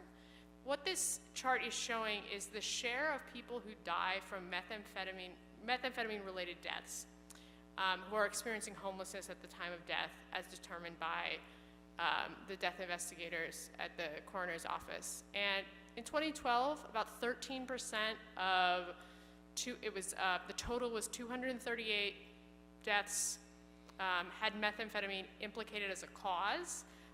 What that means is that doesn't just mean that the person tested positive for meth. That's a larger number. These are deaths where methamphetamine was a significant factor contributing to death or was the cause of death. In 2012, that's 13% of people were experiencing homelessness. In 2020, the most recent data that I had analyzed, and it's similar for 2021, it's about 35%. And so what this tells me is 35% of people in LA who died from methamphetamine-related causes were experiencing homelessness at the time of death. What that tells me is if we want to make a difference about preventing drug-related deaths, we really need to focus on treatment and prevention that is tailored for people experiencing homelessness. I don't have this chart in front of us today because I wanted to keep it simple, but the figure for fentanyl is in the order of about a quarter of the fentanyl deaths, at least in 2020 in Los Angeles, were among people experiencing homelessness. So if you can prevent people experiencing homelessness from having fatal overdose, you can make a real difference at a population level. Next slide, please. So just, you know, I think Dr. Ward covered this really, really well, but just to kind of graph it out a bit, here in LA, the beds are increasing, but not as fast as the number of people experiencing homelessness. This is just a very simple chart I put together with the data from LAHSA with the housing inventory count versus the, which gives us number of beds versus the number of people estimated through the point-in-time count. But all beds are not equal, and Dr. Ward really broke down how that works. Next slide, please. Because we're talking about short-term versus long-term housing, and it's really a continuum of services. On the left, that's just an example of kind of the most congruent of congruent shelter models, where, you know, there's a lot of people in one room, there's virtually no privacy, that's an emergency shelter sort of situation. The middle is the tiny home model, which, you know, LA has built up a lot, especially in the last few years, where that's, you know, the small shed that has room for 2 beds and, you know, some privacy. It's certainly a step up from staying on the street for a lot of people. You know, at least you have a door that can lock, but you don't have your own bathroom. It's, you know, there's still, it's still a very small space. And then on the right, that's just a photo from one of the permanent supportive housing sites, where you get the idea that it's more of an apartment situation. Next slide to kind of show like what the city's growth has been. So we have seen genuinely a lot more beds open up in the last few years, but the majority of that growth has been in this interim housing, and that's important because, as the data that Dr. Ward showed you, that's not what gets people necessarily off the street and into long-term housing.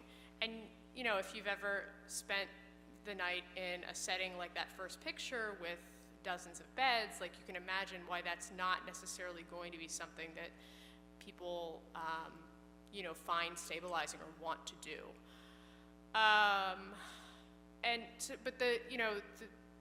There's been a little bit of growth in permanent supportive housing. This chart also only, you know, it doesn't show you how many are filled. So the fact that there are 23,000 permanent supportive housing beds available, like beds that exist, you know, those aren't all available. So next slide. Okay, actually, oh, nope, back. Yes, we'll stay here for a second because I want to make some points about the housing. And so Dr. Ward covered this really well in terms of what permanent supportive housing is, and I'm going to be digging a lot into that, I think, in the sense of, you know, there's this idea that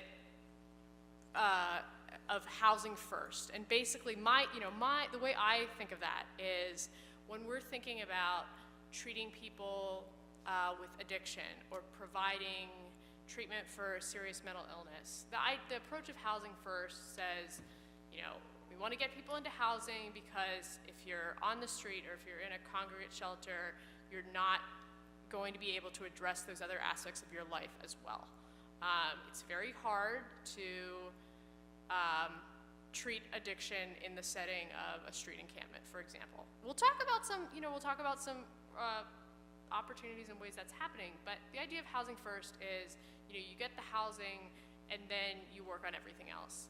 And I think housing first is good, but it's just not quite enough, in the sense of housing first, but not just housing. Like, putting people in a house is not going to address all the other causes, all the other factors that go into becoming unhoused or experiences people have while they're experiencing homelessness. So I like to say, like, housing first, but not housing only. Okay. Now I'm going to sort of shift gears and talk more about specific things that are happening in Los Angeles related to treatment and prevention of substance use disorders that really focus on people experiencing homelessness, but are also, more broadly applicable. And I've divided them into a few different buckets here. And the reason this is a salient issue is that, estimates really vary, but somewhere between 25% to upwards of 70% of people experiencing homelessness have a substance use disorder or serious mental illness. That estimate is huge. It's, the variation is very large because it's very difficult to measure for all the reasons that Dr. Ward covered. And an important point to make, I think, that sometimes gets lost, I think, is that substance use and homelessness really do have a bi-directional relationship. It is certainly the case that some people lose their job, lose their housing due to problematic substance use or a substance use disorder. It is also true that some people become homeless and then start or escalate substance use as a way to cope with the trauma or the realities of living on the street. For example, methamphetamine, which we talk about a lot, and I would love to answer any questions about specific drugs, because that's really what I like to do, to talk about. People use methamphetamine to stay awake on the street to protect themselves. Like, that is, so it's bi-directional. And so if you get in the habit of doing that, that's a way that some people develop a substance use disorder, whereas if they had been able to keep their housing, that might not have happened for them. Or people experience violence just as a result of living unsheltered and then, take to other substances for coping, right? So it's bi-directional. So I do want to make that very, very clear. So what can we do? What can we do here in LA? What are we already doing that we can invest more in and, really grow? So one thing is low barrier addiction treatment. So when we think about addiction treatment, I use the terms addiction and substance use disorder interchangeably. They really mean the same thing. That's, in layman's terms, that's going to be when someone is, when substance use or drug use is causing major problems in someone's life. There's, of course, diagnostic criteria, but that's, the basics. And I use the terms interchangeably. The good news about addiction treatment is that for some drugs, we have very good treatment. We have very effective treatment. We have very effective treatment for opioid use disorder. And opioids, that's drugs like fentanyl, heroin, prescription opioids like oxycodone, and we have 3 FDA-approved medications that reduce overdose mortality and prevent return to substance use very well for opioids specifically, and that's going to be buprenorphine, methadone, and naltrexone. Buprenorphine and methadone both work on the same parts of the brain as opioids, and so they tend to have better outcomes for a lot of people. I'm mostly going to talk about those. But naltrexone is another option, which, if there's time, we can discuss. Buprenorphine is a very attractive option in the way it's regulated because it can be prescribed in an outpatient setting. And there are projects and programs in Los Angeles now that are trying to bring that to a street medicine setting. and there's regulatory barriers to it. But basically the idea is this is a medication that's extremely safe and can be prescribed by a regular doctor. Just anyone, basically now that federally some of the rules about who can prescribe it have been removed, and so now it's something that this is a picture of a mobile unit that my colleagues at UCLA operate. Currently it's as a clinical trial, but it's testing delivering buprenorphine in community settings coupled with peer navigation, which is the idea that people who have the lived experience of substance use or substance use disorders will kind of help coach people in, they enroll in the study, they get prescribed a medication, and the peer navigators will coach people through all the different aspects of case management and life, really. But the other like real promise of this kind of model is that it is bringing medication to people where they're at. It's not requiring people to necessarily go into a clinic that maybe they can't get to because they're living they don't have a car, or they're not able to leave, or so this is just one model, and I think there's a lot of room to really proactively be a leader in this space in Los Angeles in particular, because it is so geographically diffuse, where people who might want to access treatment for opioid use disorder are. Methadone is a little trickier because methadone is currently regulated as it's dispensed only through federally designated opioid treatment programs. You've probably heard of methadone clinics. Those are, fixed sites. Often people have to go every day or very frequently. One like very, I think, low-hanging thing that would help with addiction treatment in Los Angeles is locating a methadone clinic in Skid Row. I was very surprised to learn when I came back to started my job at UCLA and started mapping out overdose, that there was no methadone clinic in Skid Row. And so if you happen to live in Skid Row and you want to take methadone, you need to be able to drive or take a bus to Boyle Heights or potentially farther away. That's very far. That seems like something that, if I were thinking, where would I open a clinic to make the biggest difference in terms of addiction in Los Angeles? Put a methadone clinic in Skid Row. The other thing about methadone clinics is they're also able to prescribe other services. It's a very high level of approval that also allows, for these other things like buprenorphine, which can also be dispensed in a pharmacy, through telemedicine. That's been something that's really expanded during the pandemic. I've been advising some colleagues who do street medicine about, we've been trying to think creatively about ways we can bring buprenorphine for people to get to start on it in community settings, including people experiencing homelessness, people staying in things like Project Room Key, Project Home Key, and having that be a part of the permanent supportive housing sort of ethos of just something that's like standard, like high quality evidence-based treatment for opioid use disorder.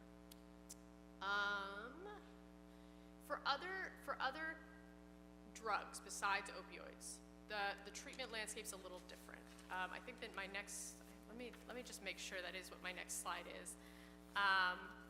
But so those medications that yes, great, contingency management. Those medications I talked about are only for people who use opioids. For people who use methamphetamine, which is a huge portion of when we think about substance use disorder in Los Angeles, a lot of that is methamphetamine use. There is one kind of treatment that works really well and we don't do very much, and that is called contingency management. If you haven't heard of contingency management, the idea is basically that you incentivize people to make a healthier choice. And you can decide what that is. A lot of programs will do this as a model similar to, we will give you $1 for every day that you produce that your urine drug screen is negative for meth or cocaine, stimulants. And that works really well. It's extremely cost effective. You can have very small rewards, and it works for people who are seeking treatment and want to stop using stimulants like meth or cocaine, this way of incentivizing behavior change works really well. The state of California is piloting a program to do it that's reimbursable by Medi-Cal, and I really welcome that. I'm really excited about that, but it still is something that hasn't fully, we haven't seen the full potential of it. Los Angeles does have a few clinics and providers that offer it with good results, they're mostly located in Hollywood and West Hollywood and focused on the gay and bisexual men partying scene.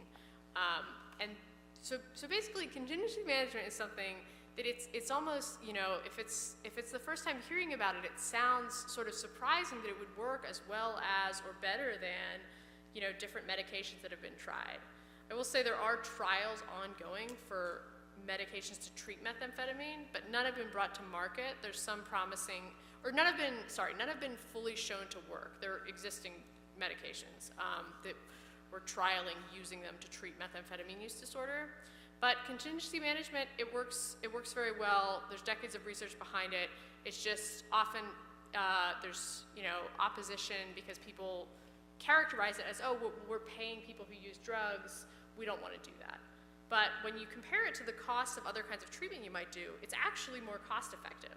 And so it's really, thinking about, sort of changing the way we think about what treatment is and offering that and trialing that. And there are going to be more programs rolling out here in LA, and I think the opportunity here is to really become, we have the opportunity to become a leader in terms of how do you operationalize contingency management for people experiencing homelessness. And so, if you remember, I did just say that the type of behavior you're incentivizing can be different. For a lot of programs, it is, having a negative urine drug screen, but you can also, have that be more gradual, where the first thing you're incentivizing is coming in for care or coming back. And it's a really flexible model that can be adapted to work in all sorts of different ways of people's lives that they're trying to change. Ultimately, hopefully working for a lot of people, working toward that goal of recovery, which, might mean reducing use, might mean stopping use, might mean using in a way that's less problematic.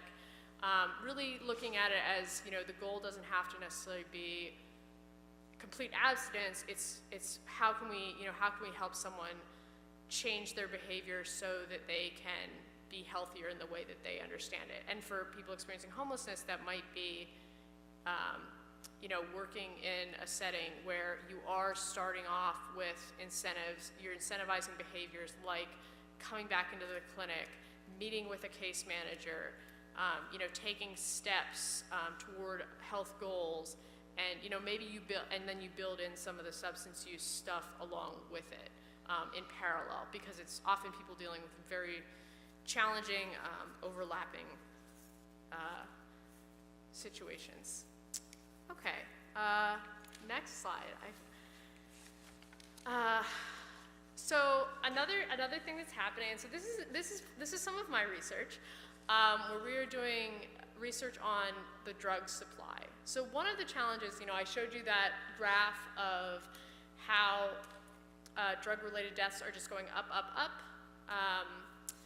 And one of the reasons for that is that fentanyl has really just taken over our drug supply here in LA in a way that it has in most of the United States, and we were a few years behind.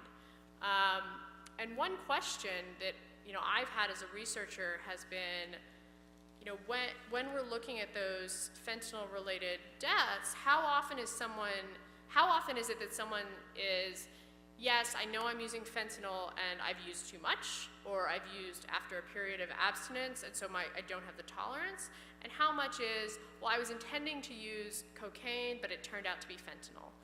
And I think a lot of us who work in the field of substance use and addiction come into it with personal experience in those areas. And one of the first people I personally knew who died from a fentanyl overdose was a coworker who he and his friends had thought they were all using cocaine, but it turned out to be fentanyl, and 3 people died.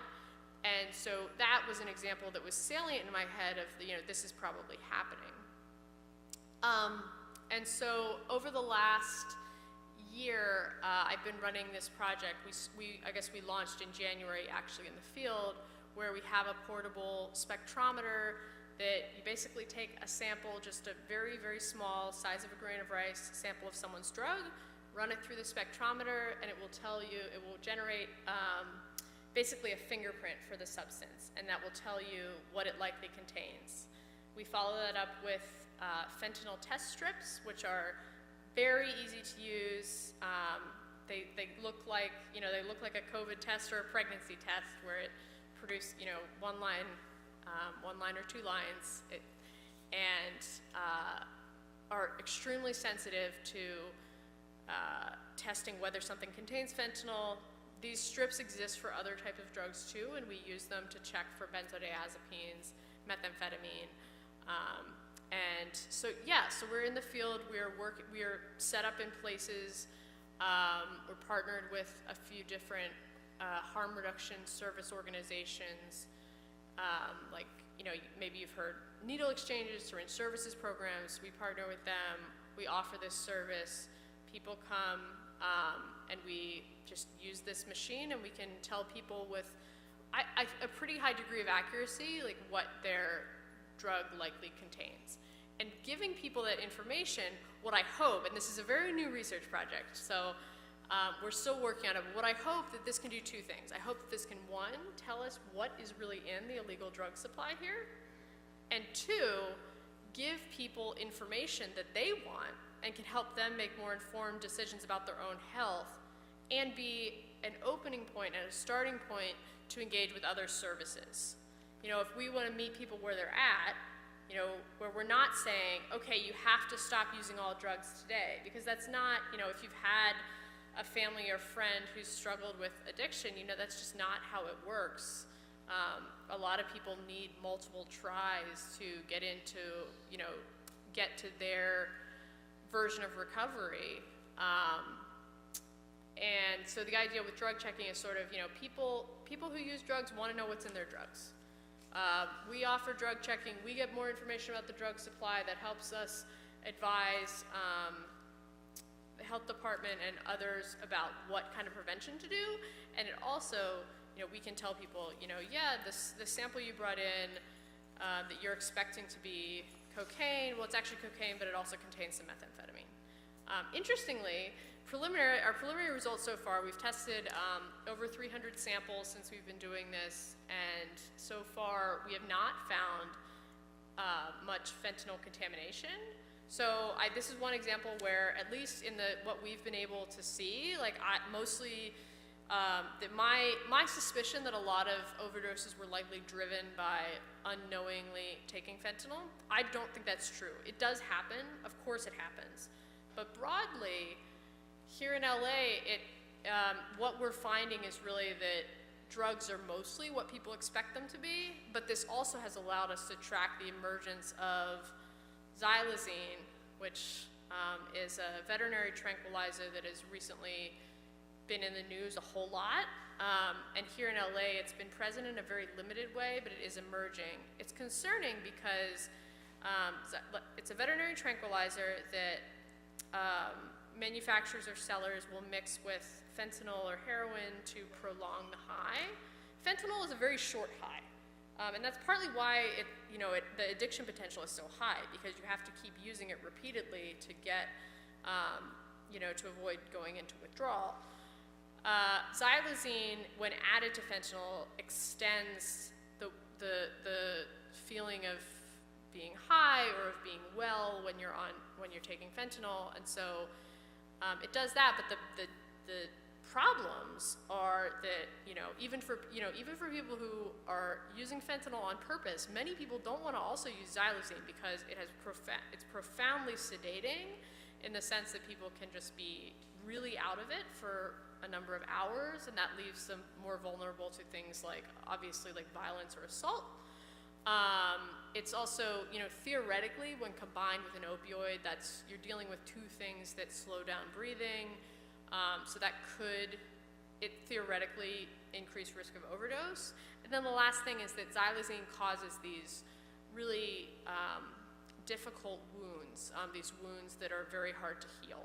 And so for our study, it's been a real strength that we've been able to identify when and where xylazine is showing up in the county in terms of what kind of drugs it's showing up in, where it is, to be able to rapidly provide feedback to local, you know, just tell local organizations that are providing street outreach what the latest, you know, information is, to let people know and to be able to start those kind of conversations and provide, you know, the best available information. And then my last content slide, so next slide, please. Yeah, is about empowering peers, and this gets into sort of the case managed. What my own thoughts about how do you improve case management, and how do you improve services for people experiencing homelessness, people with substance use disorders.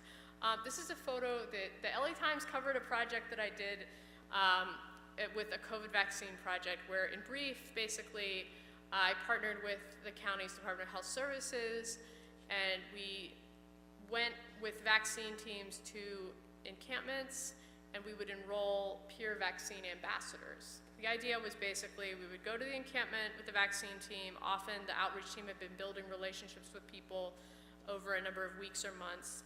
And if someone had already been vaccinated or they got vaccinated that day, we would invite them to join our study, which was we would pay them $25 an hour to join our team doing outreach, talking to their neighbors about their experience getting the COVID vaccine. We didn't tell them what to say, and it just, you know, it's just like, just share your experience. We gave people hats that said in either English or Spanish that said, ask me about the COVID vaccine. And we found that it actually worked pretty well. We found that, you know, this was a pretty, we ran the study for 4 months before the county decided, you know, this works well enough, we're just going to keep doing it. We don't need to have it be a study anymore. But we found that for each hour we paid someone to do it, on average, just about one additional person got vaccinated. So beyond the normal operating budget or cost of the vaccine clinics, it was an extra $21 to get one more person vaccinated. And if you spend time living in the world of cost-effectiveness research, like that can be pretty persuasive in the setting where we're already sending teams out. How can we make these teams that we're already sending out more effective? And how do we engage people? And what I really liked about this project and this model was, and I hope to be able to do it in other settings in the space related to overdose and addiction, is that it was just it was really meeting people where they were at, in the sense of, you're here today, you've made a choice that can benefit your own health and the health of your community by getting vaccinated. We want to honor that by paying for your time. We also want to give you some responsibility where we're not saying like, well, here, now you have a full-time job and you have to like come here and do all this. It's like, no, you're here today, we would love to have you work with us for an hour or 4 hours, and really just like meeting people where they're at in that sense as a very temporary thing. And what was really encouraging to me was that some people started doing that, and then we would see them like every time we'd go back to the same encampment or the same place, people would be there and they'd want to do it again, and they'd do it over a long period of time. And a few people actually use that as a way to get into a longer term job, and we're able to say like, well, this is my experience, and this person could be a reference.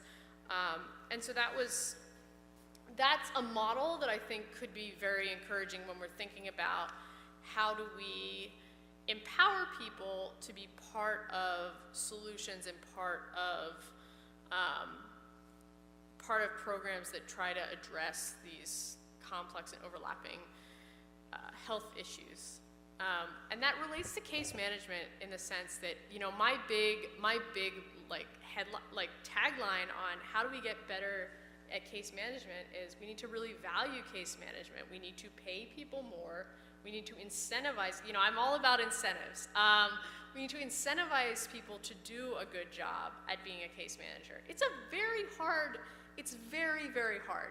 And currently, the way that a lot of organizations staff their case manager roles is by pulling from people who maybe have themselves been recently unhoused. And in that, that's kind of tricky, because on the one hand, I think it's a very positive thing to employ people and help develop people in a professional setting, and help people get back on their feet by hiring people who might not be able to get a job somewhere else. On the other hand, these positions are often very low paying compared to roles that require a similar level of competence, and they also can be very re-traumatizing for people who maybe have only recently become housed themselves, or have recently entered a long period of sobriety after substance use disorder. And so I think to get better case management, we need to shift from thinking about it as oh, this is something where people try to help people who were the same place they were maybe a few years ago or a few months ago, and it is something where we want to be trying to hire the best of the best and incentivizing people to want these jobs and want to have good outcomes and help people. And that means that it's really important to have people with the relevant experience to be able to relate to people, but we also have to understand that that's not enough. And in the same way that just sticking someone in an apartment and saying, well, now you're housed, sticking someone in a case management job and saying, well, your qualification is that you are in recovery from a substance use disorder, now you can be a case manager. It's well, there's a lot more that goes into it to being an effective case manager, and so it's something where we need to invest in training people who have that relevant experience, and then with all of that training and professional development that we are giving people, it's also getting to a point where these positions can be compensated at a higher level. And I think also just thinking about what exactly we incentivize in terms of at a larger level. What are we incentivizing in terms of helping people get into housing, or helping people navigate different, the many complicated and overlapping systems we have here. So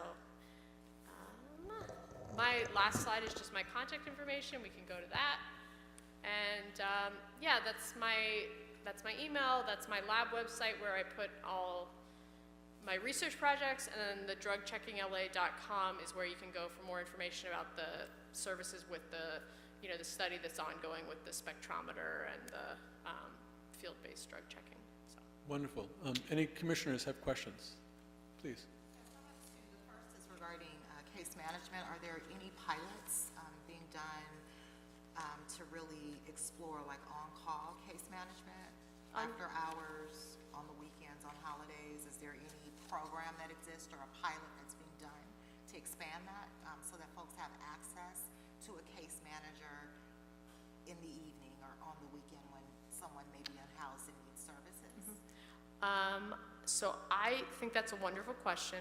Off the top of my head, I'm not aware, but also that is somewhat outside the area that I would expect myself to know about. So I would like to find out about that and get back to you. I think that's a really good idea. I'm curious if any of the other speakers happen to know.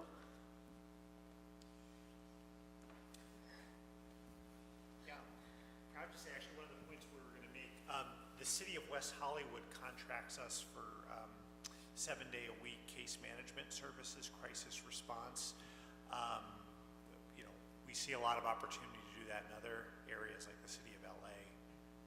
So, and I think there are programs that do it. The mobile crisis response program, the Department of Mental Health, they were on the front page of LA Times recently because they gave all the money back because they didn't find, there were some contracting problems. But I think that's a great question. I think there's a real need for more investment in off-hours case management because the crises don't stop 9 to 5. Thank you for that. Yep, that's great. And my second question is related related to substance use treatment. What barriers have you uncovered with pharmacies filling prescriptions? Let's say someone has a provider, private provider, that they've sought to get treatment and they have a prescription. Are there any barriers that the pharmacies either have communicated or that you found in your research? Yeah, that's a great question. So one of the projects that I've worked on is understanding the barriers to long-acting buprenorphine for opioid use disorder. And that's kind of a good lens to sort of talk about what some of the barriers are, I guess, for pharmacies. Long-acting buprenorphine, it's basically a monthly injection that someone can get instead of taking the sublingual buprenorphine every day or multiple times a day. Barriers to pharmacies filling that, even if someone does have the prescription, I guess, are similar to sublingual buprenorphine in the sense of stocking, just things that you have as barriers in pharmacies anyway, of having the medication in stock, having it on the formulary. That's a big one with some of the newer options for addiction treatment. So the subcutaneous buprenorphine implant was approved by the FDA in, I believe, 2017, and it's only just in the last year or so, and it really hasn't been fully scaled up, but that it's even becoming available to people at all, in the sense that pharmacies would have it and would be able to administer it, or would be able to connect someone with somewhere that could administer it. I think there are probably more barriers in terms at the pharmacy level. I think what I think of a lot though are the barriers even before that, in terms of even getting someone prescribed it at all.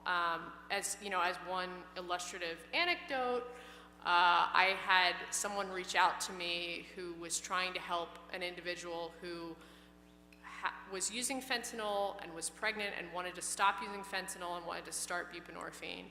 And I helped physically meet this person at an emergency room, and went there and talked to the clinicians who were staffing the emergency room, and basically, helped try to convince them to prescribe this person buprenorphine, because it's like, she is here, she is ready, she wants to take it, she's here getting health care for something else. This is a great opportunity.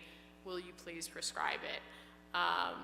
That effort was ultimately not successful, and that's because there's this idea that addiction, I think one reason for that is there's this idea that addiction treatment is this special thing that needs to be done by only a very select group of people, but really a lot of it is, manageable in the way of like diabetes, in the sense that primary care providers can often do a lot of that. And so there have been efforts to increase buprenorphine prescribing in the emergency department setting. The California Bridge Clinic has been doing that a lot. And ultimately with this particular person, I was able to connect to the county's, it's called the Medications for Addiction Treatment Line, over the phone, and able to set up a, on-call telehealth consultation to be able to prescribe that way. So those are kind of some of the ways that we can get around that, but a lot of it is really like educating about what the new rules about who can prescribe it mean for because up until the last year or so, there's been something called the X waiver that physicians and prescribers had to get extra training to be able to prescribe buprenorphine. That's gone now. There are still other rules, but the point is, it's easier now than ever to prescribe buprenorphine, but just changing the rules about who can prescribe it and when are not magically increasing the number of prescriptions, and like those are often like a provider level about, there's also a lot of stigma in terms of a lot of providers just don't want to treat people with addiction, and so will not see patients in their practice necessarily. So they're not having the opportunity to even prescribe it. I'm not sure that directly answers your question, but those are kind of the barriers that I'm seeing as far as prescribing meds for opioid use disorder. Any other commissioners? I have one very quick one. You show the inflection point on your slide, 2019 to 2020 for both methamphetamine and fentanyl Yes. rising, and the slope of the curve dramatically changed. Is that because of mental health problems related to the pandemic, or is that related to cartels, et cetera, flooding our streets with those two drugs? Yeah, I mean, I don't think, I mean, I think it's complicated, but I think, I think the pandemic certainly did not make substance use disorder outcomes better. I think that there's pretty clear consensus that the factors of, the social isolation and the stress of people losing their jobs and all of the ongoing mental health stressors that come with that likely contributed to the spike we saw nationally and in LA in terms of increasing overdose. I do think that the supply side of fentanyl becoming present in Los Angeles, really starting around 2019 and early 2020. We have an analysis that we did that showed the data even from right before the pandemic, that slope was really increasing as fentanyl became present in the drug supply here. What that's looked like a lot, in the East Coast and like east of the Mississippi, fentanyl really emerged as a replacement to powder heroin, which is the white powder, whereas here we've got more black tar. But what fentanyl has really looked like in terms of what's shown up in Los Angeles, it's been more as a white powder product of its own or as counterfeit prescription pills. So I think I put a lot more weight on the supply side factors as why we started seeing more fentanyl overdose. The other thing is that because fentanyl is such a strong product relative to its weight, is even small errors in dosing can result in death. So like that's something that distinguishes it from other kinds of drugs. Excellent, thank you. We're honored that you present to us today. Our last speaker, and I recognize that you also have a newborn baby at home, so you feel free to stay, but if you feel like you have to leave, we won't take it personal, and I don't think Thank Dr. you. Hockman would either. We're honored to bring with us our last speaker, Dr. Michael Hockman, who's both a physician and a public health official. He's Chief Executive Officer of Healthcare in Action, and he's going to talk once again about street medicine teams. We're honored to have you here a second time, though the first time you were virtual on the big screen, and we're thrilled that you would come to update us on what's going on in street medicine and how effective your programs have been. Thank you. Thanks so much for having us, Dr. Mendel. Is this coming through? Yeah. We're actually going to do a tag team presentation, and we know it is getting late, so we will try to get to the point. But I'll turn it over to Grace Bell to start. Good evening, everyone. My name is Grace Bell. I'm our Chief Operating Officer for Healthcare in Action. And I'm actually really glad that we're going third, because I think we've gone through a lot of the challenges that we are seeing with the unhoused space. We've talked about permanent supportive housing. We've talked about the clinical needs. And I think all of that is true from a study perspective, and what we'd love to do today is actually bring some of that to life, because our teams are actually doing all of those elements today within LA City. So if you go to the next slide, we have a few pictures, and we do have a video for you, so hopefully we'll keep you well entertained late this evening. So we are a street medicine team, which means we are providing clinical care, so both substance use, behavioral health, and primary care on the streets and in shelters and encampments throughout Los Angeles City. We also serve in 6 counties in California today. So LA County is one of 6 counties where we serve, but it is also where we started 18 months ago. So obviously our favorite of the counties and cities. As we're looking at our street medicine teams, this does include peer navigators, which were referenced earlier, who help provide care management solutions and housing navigation. And we are the only street medicine team that actually brings those 3 things together. Often street medicine is done separate from these care management or housing navigation solutions. But at Healthcare in Action, we believe that these things are well integrated together, that the clinical needs that are identified by these primary care providers actually integrate really importantly into the wraparound care. So how do you get them into specialty care? How do you solve some of their clinical needs? And getting them into housing, that actually by informing all three of these pieces together, it allows for better clinical outcomes and better housing outcomes for these patients. Go to the next slide. Today for Healthcare in Action, we serve in 4 different key areas within Los Angeles. So we are covering San Fernando Valley, San Pedro, Hollywood, the LA River CD4 region, as well as downtown. And we started about 18 months ago to be able to provide those services and are really excited to be able to continue to expand over LA County. We also have contracts and are expanding contracts to other places within LA County as well. Next slide. As we look at a primary care street team, we wanted to talk about what that actually could look like, which is different, as I said, than some of the street teams that we're seeing.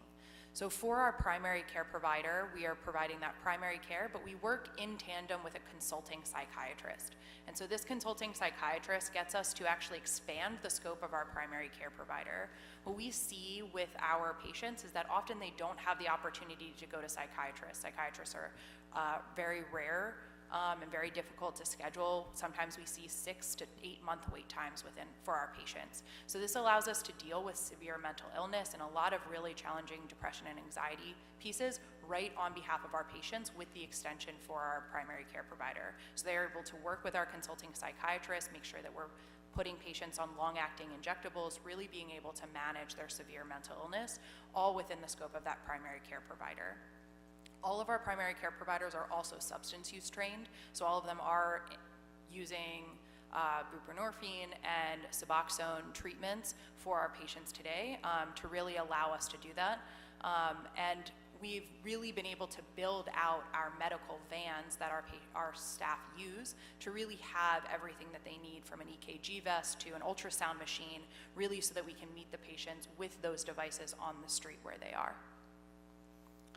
These individuals are then paired with peer navigators, which you heard about earlier, and they're paired with 6 peer navigators. So they do a combination of both housing navigation services, which we talked about earlier today in terms of permanent supportive housing, and actually getting those individuals into housing. And I really appreciated those statistics. They were very helpful. And as well as care management, which is all of those wraparound care today. And it allows for an integrated approach, and each of those teamlets of about 6 staff care for about 200 unhoused patients in a very intensive way, collaboratively.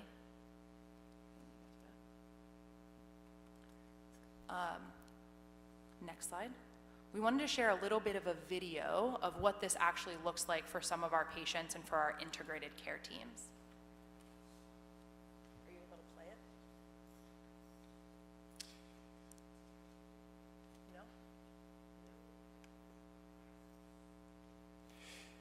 Maybe for the sake, it should be linked to that, but I think for the sake of time, what we could do is send it out to you later. It was we were featured in NBC News recently, one of our patients. Yeah, so would be happy for you all to see it. Within this care team, you'll also see we've incorporated an occupational therapist as well as a mental health therapist who actually will do care directly on the streets as well as a part of our integrated clinical team, and you'll see that in the video that's shared.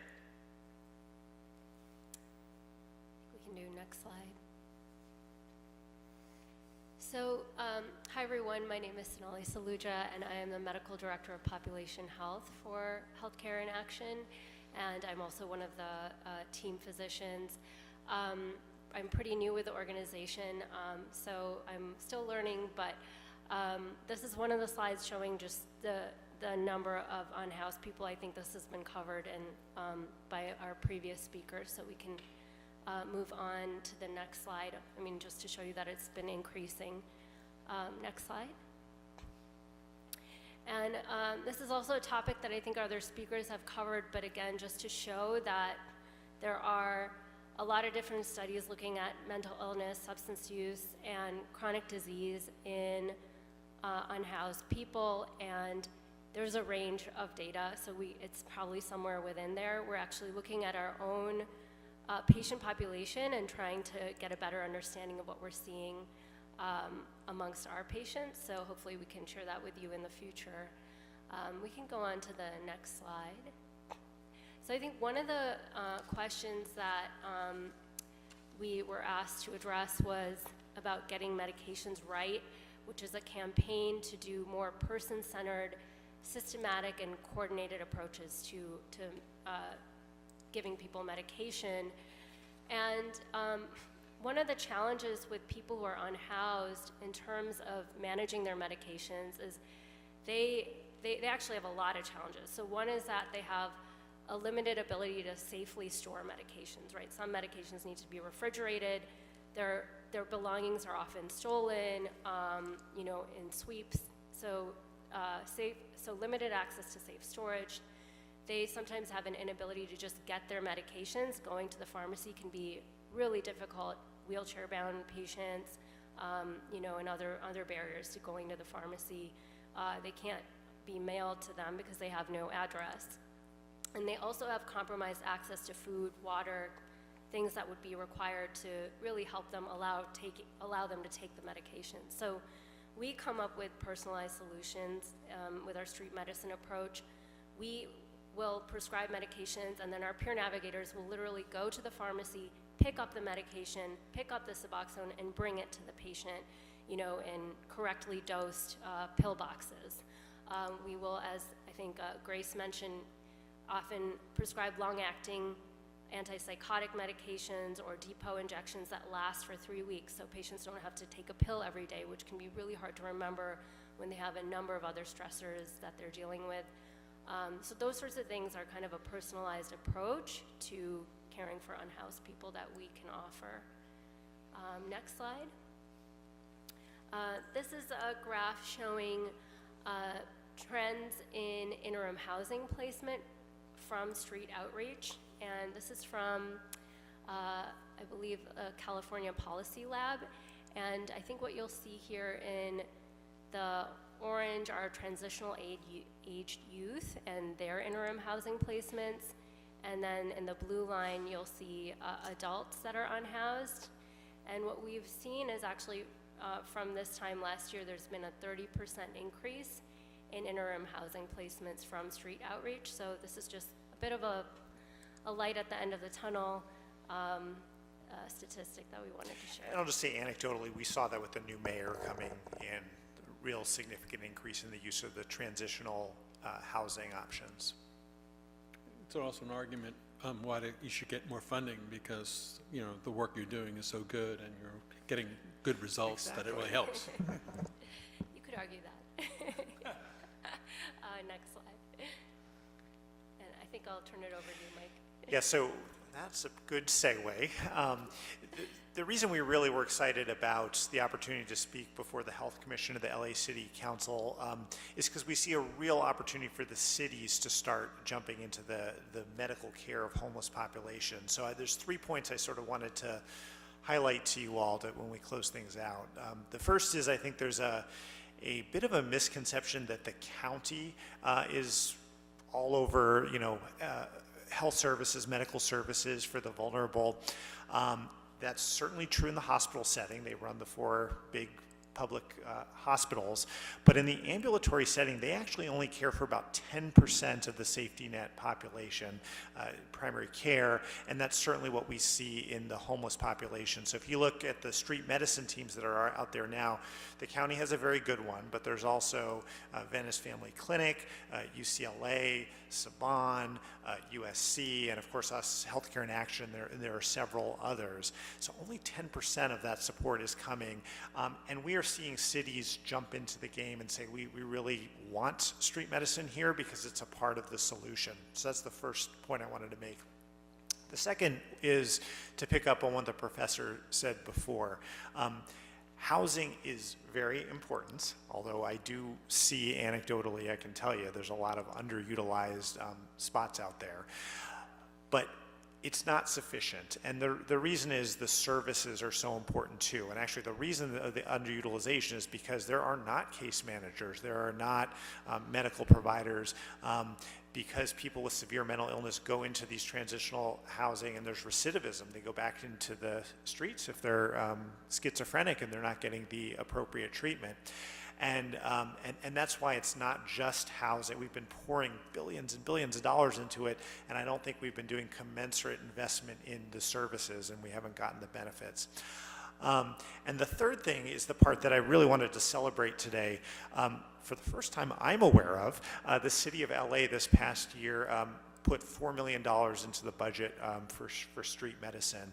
I think that's great. Dr. Mendel, I don't know if you remember, you said, well, Mike, how much last year should we put in the city budget? And we could really provide for the city the street medicine teams that we need. I think I said 10 to 12 million.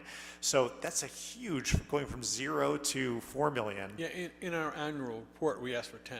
10, yeah. So Well, I might have rounded up to 12 just now, but yeah. Yeah, well, maybe this next, we'll have the research associates take that as a note that maybe we should ask for more next year. But that's probably a direct result of that, because I've never seen that $4 million has never been a line item in the city budget. So I think that's something to celebrate. They're going to start a contracting RFP process. You know, we certainly hope to get some of that, but there's also other great street medicine programs out there. And I would say, I really think that if we could get it up to that $10 million range, that we could provide the adequate street medicine services for the city. And I think it would really make a difference in terms of actually taking advantage of the housing that we have. So with that, we're happy to take any questions. Please. Your primary care teamlets, are all of them holding a solid caseload of 200?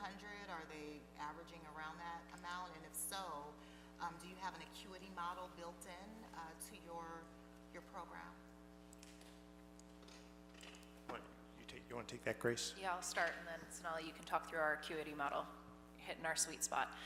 Right now, we are growing, so some of our panels are growing and are starting to reach to 200. So in San Fernando Valley, which we launched in February, we are already at 170. So if that gives you a speed at which we are reaching the capacity to hit 200, and then obviously we would need to continue to grow. And most of our panels are around 200 today once they've reached capacity, and through a new contract in CD4, we're actually expanding to add an additional team for LA focused specifically on the river, which we've already started to service, but will be a net new teamlet for us.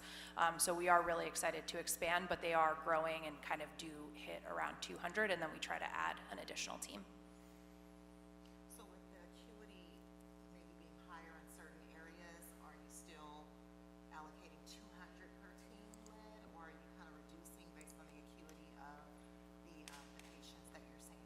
Right, that's a good, well, we found that,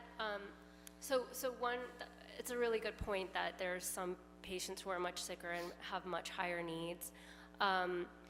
We have found that there has been kind of a distribution with all of our teams. So some of the patients are sicker, and then some of them tend to be, healthier. We don't need to see them as much. So we do actually have kind of a scoring system that some of the teams have been starting to adopt to see, this patient has much higher needs, they need to be seen weekly, this patient only needs to be seen, every month, and so on. And if it does become too burdensome, then we can work on sort of redistribution, or maybe, reducing kind of the size of that team. So we're working on that right now. Great question. The only thing I'll add just real quick to that is the acuity is important, and that does affect how often we need, what the panel sizes can be. But even bigger is street medicine versus transitional housing or shelter medicine. So in a morning on the streets, I can see maybe 5 patients, maybe 10 for a full day. In the shelters, there are days when we see 25, 30 patients each. And that's why I think the progress the city's made under Mayor Bass to get more people. It's not perfect. It's not permanent housing, and there's all the flaws that were mentioned, but it's a step in the right direction. It makes it really more efficient for the service providers, medical, case management, social workers. If people, you can just see so many more people with the time that you have. Commissioner Cotto? Hi, thank you for coming, for your time, and staying this late. Yeah, a few questions. You're working at the street level, you're following them to transitional housing, and they're talking about the scarcity with services and permanent supportive. So are you following it through that point as well? So through the CalAIM funding, we are providing services in permanent supportive housing, both for care management and for clinical services. And then often at around 3 months or 6 months, once the patients are stable, we then transition them to federally qualified health centers or more permanent and appropriate primary care solutions. But we've stayed with them during a transitional period to really enable that clinical continuity. And we found that that has really helped. We've also started to integrate in LA City a use of an occupational therapist as part of that transition to help create devices or physical items that really help patients with that transition, especially if they have different disabilities. And that has been a huge, important part of that clinical and care management support process. So your team is part of the solution in providing more healthcare services at the supportive housing level? Trying to. Yeah, that's right. We do street, we do transitional housing, and then, as Grace said, for 3 to 6 months, we stick with them in permanent housing, and then we graduate them to a more standard provider. Okay, and then in your map, you had the stars, and I was noticing that, wow, you know, I'm CD11 on the west side, and Venice has a big population, and there's no star there, but is that because of the Venice Family Clinic working there? They have a great street medicine program. Coley King leads that for Venice. Okay, and as are you working independently, working together? Do you share information? Because people move from place to place, right? So are you able to?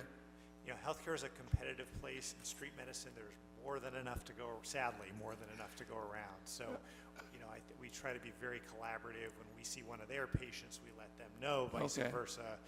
Right now, the problem is there's too many patients for us to handle rather than fighting over. Right. But patients. you know, just in case if people are moving and they're losing track and you're catching up, it'd be great for them to know, right? That they're not. It is tricky, but yeah, we do. Yeah, they're not spending transition resources people. to go after that person if he's already under care in another area with you. I mean, we gotta look to get the best bang for the buck, and if there's communication, it really helps. We use the health information exchanges to make sure that we are looking at patients' clinic notes. So sometimes patients still want to see their primary care provider, and we provide kind of supplemental care. So we definitely want to communicate with each other. Yeah, that's really important. Okay. And then we also use HMIS to communicate between our care management solutions as well. So our clinical teams will identify that if there is a note that Venice Family Clinic is already working with them, either through the HIE or through the HMIS system, it allows us to know not just for LA City, but even broader. Oh, great. Okay, thank you so much. And I Please. have a similar kind of map star question as well. And I also appreciate and love that you all have mentioned several FQHCs that are in areas. But if you go even more south and just realizing just such a change that's happening in South LA and other districts, and maybe there is street medicine happening there. As someone who lives and works in the area, I don't see it. So I'm just very curious of how your stars, if they stretch down further south, or are you thinking about how things are shifting more south as well? Yeah, I'll say South LA is an absolute top priority. Martin Luther King Community Hospital, the new private nonprofit hospital, has a street medicine program. They do a good job, but South LA is just a huge place, and I think they'd be the first to admit it's not big enough. So we'd love to put a team in SPA 6. Yeah. Thank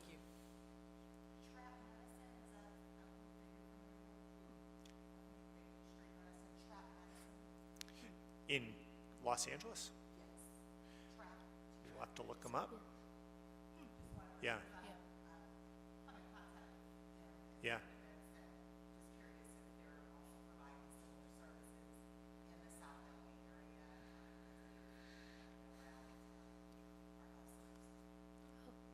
we'll check look them them out, up. and we will let you know if there are similar services or where they overlap. As Mike said, there's more than enough to go around, so it's definitely a sharing type of opportunity.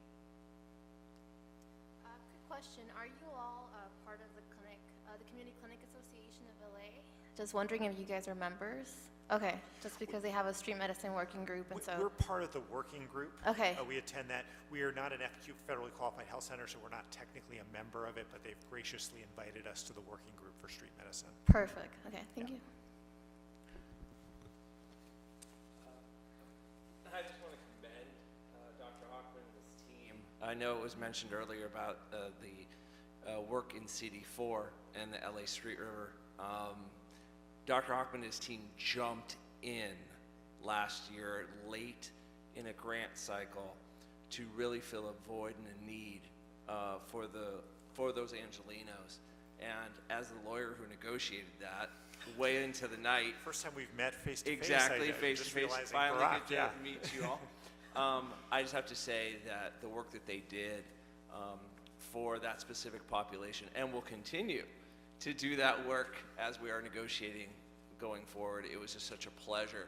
And sometimes when you think that work, that it takes a long time to ramp up, I will tell you, Dr. Hockman's, I mean, we were emailing 11 o'clock, 5 a.m., 6 a.m. This team really puts their feet to the fire and really helps those individuals in need. So I just want to commend you on the incredible work you did. Yeah, and I'll say similarly, the city has really moved very quickly, especially under the new administration, to make things happen. One question I'd have is, you show the difference between the numbers of individuals stricken with mental health under chemical dependency being dramatically different with Lasha in your and other studies. My sense is that your data is probably more accurate, and I'm not sure. Do you think that there is a desire by some people to downplay the amount of chemical dependency and/or mental health issues for political reasons, or do you just think that their outreach individuals are not adequately getting their correct answers? We'll start by saying I do think there's undercounting, because diagnosis of mental illness is just notorious for being undercounted, especially a homeless population that's not going to the doctor. I suspect the LAHSA numbers are too low because they looked at medical diagnoses, well, for people who never go into the doctor. I've never understood, the rationale for the politics of it, undercounting, because I view it as a medical illness, schizophrenia, diabetes. I guess there's a stigma, so people, may have reasons, political or otherwise, to decrease the count. And then I think the final thing I'll say is there's also the chicken or egg problem. Someone may not have a diagnosis of severe mental illness, but a couple years on the street and all of a sudden they have a severe substance use issue. So, I'll just say my anecdotal experience is on the higher end of that spectrum. But again, that's after people have been on the streets. I'm not sure if I just don't know the answer, whether they started out that way. Great. Any other commissioners? Please, Dr. Chapa. We've seen that permanent supportive housing is potentially is an actual solution for the homelessness issue, and we've all seen that street teams are having a lot of success with maybe housing placement, et cetera. Yet, homelessness seems to be continuing to increase, right, despite Proposition HHH and funding for street teams. What is your perspective to reconcile that observation, to create the confidence that continuing to fund these efforts is going to yield the result that everybody's hoping for, which is maybe a plateau or even decline in homelessness rates? Yeah, no, there's certainly HHH, and then the county, the services side has brought more funding. I think we have to be creative.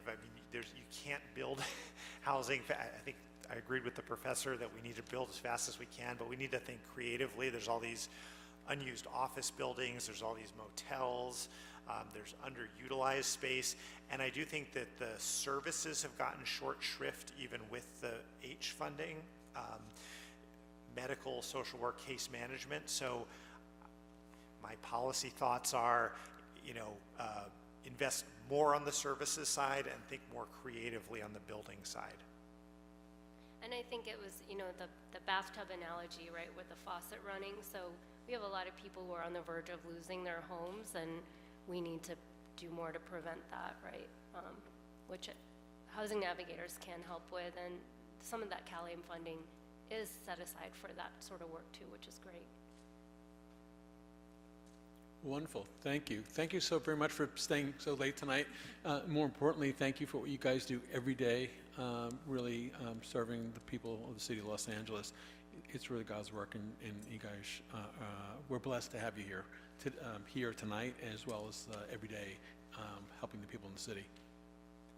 Thanks for having us. We appreciate it. Thank you. And then we'll quickly move on to the next agenda item.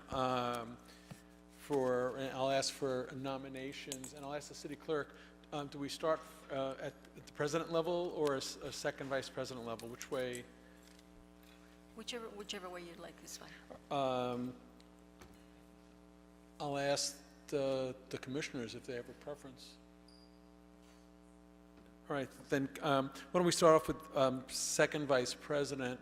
I'd like to nominate current second vice president Asi for a re-election. Is there a second for that nomination? I'll second. Any other nominations for the position of second vice president? Seeing no other nominations, all in favor? Aye. Any opposed? Okay, so it's unanimous. Excellent, thank you. Then I'd like to nominate Dr. Kalfani as first vice president.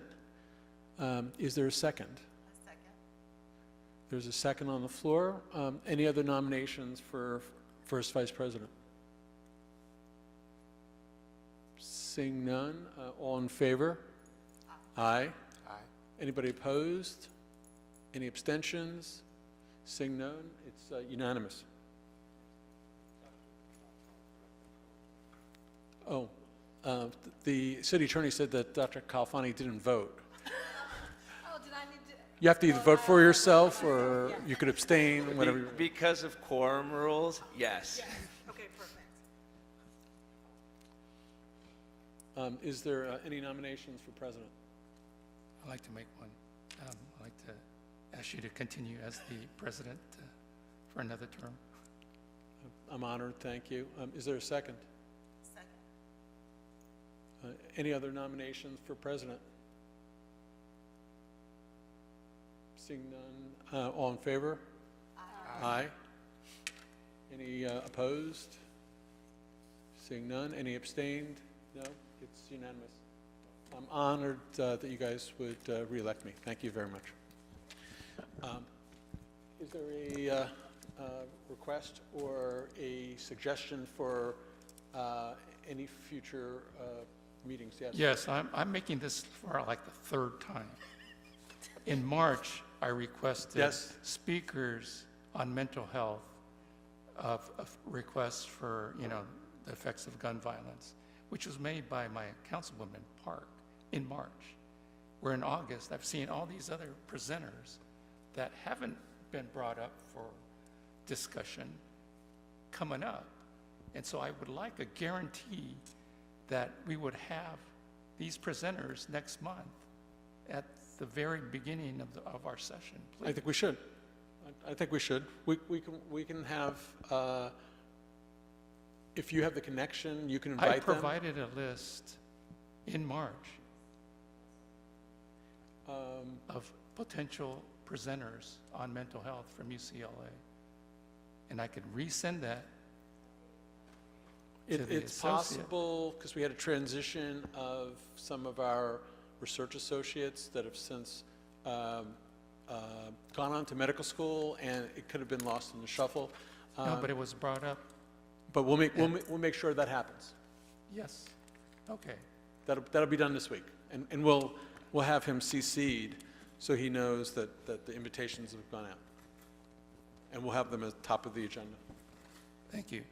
And invitation, if Councilwoman Park can she participate via Zoom?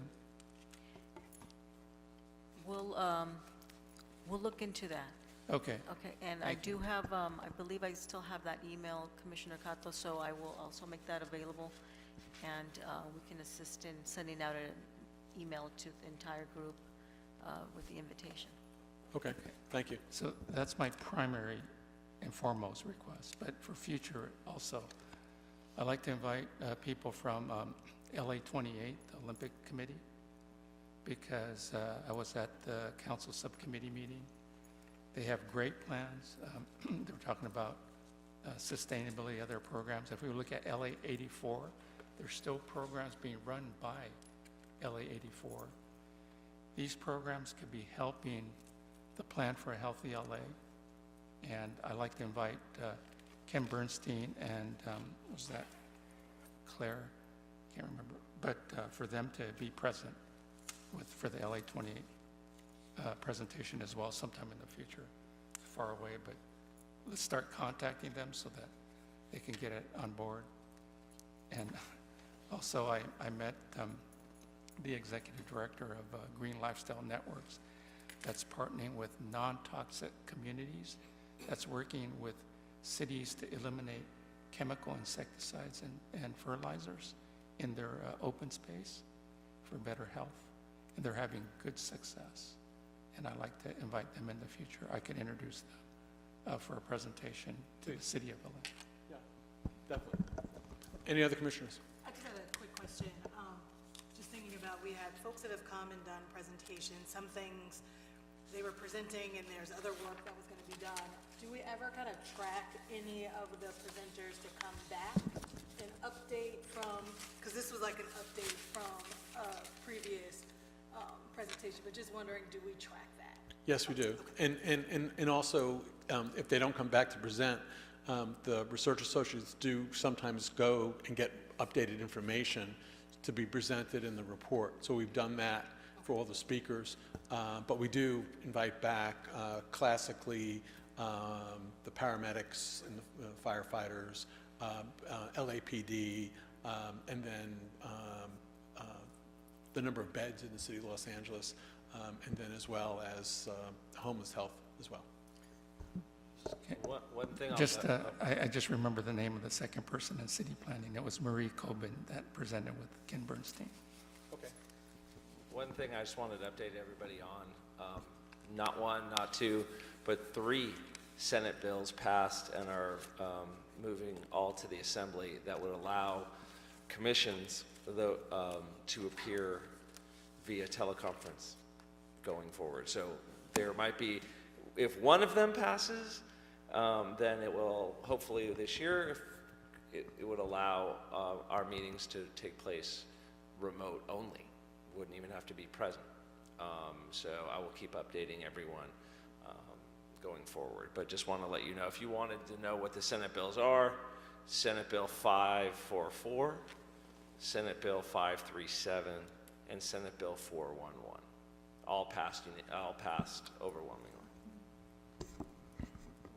Would that then resolve our budget issue with having remote speakers? Say that again? Would that then resolve our remote speaker issue where we have an audiovisual budget concern?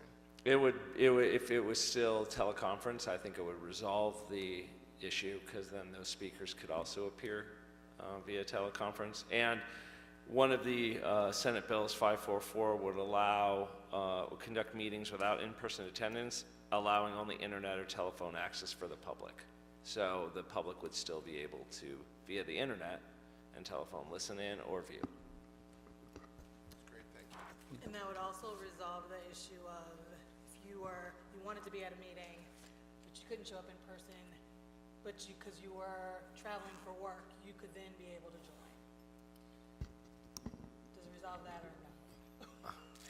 I'm going to say it depends, that specific area of what you're talking about, sort of the hybrid meetings, theoretically can happen now, although, again, it just depends on, if we've only had it one time, but we were told we really couldn't utilize it. At this point, I think the answer is no, although we'll see if any of that legislation speaks to that. Is there a motion for adjournment? So moved. Second? I'll second. All in favor of adjourning? Thank you. Thank you, all commissioners, for your participation tonight, and also all you do for the city of Los Angeles. Thank you to the city clerk and to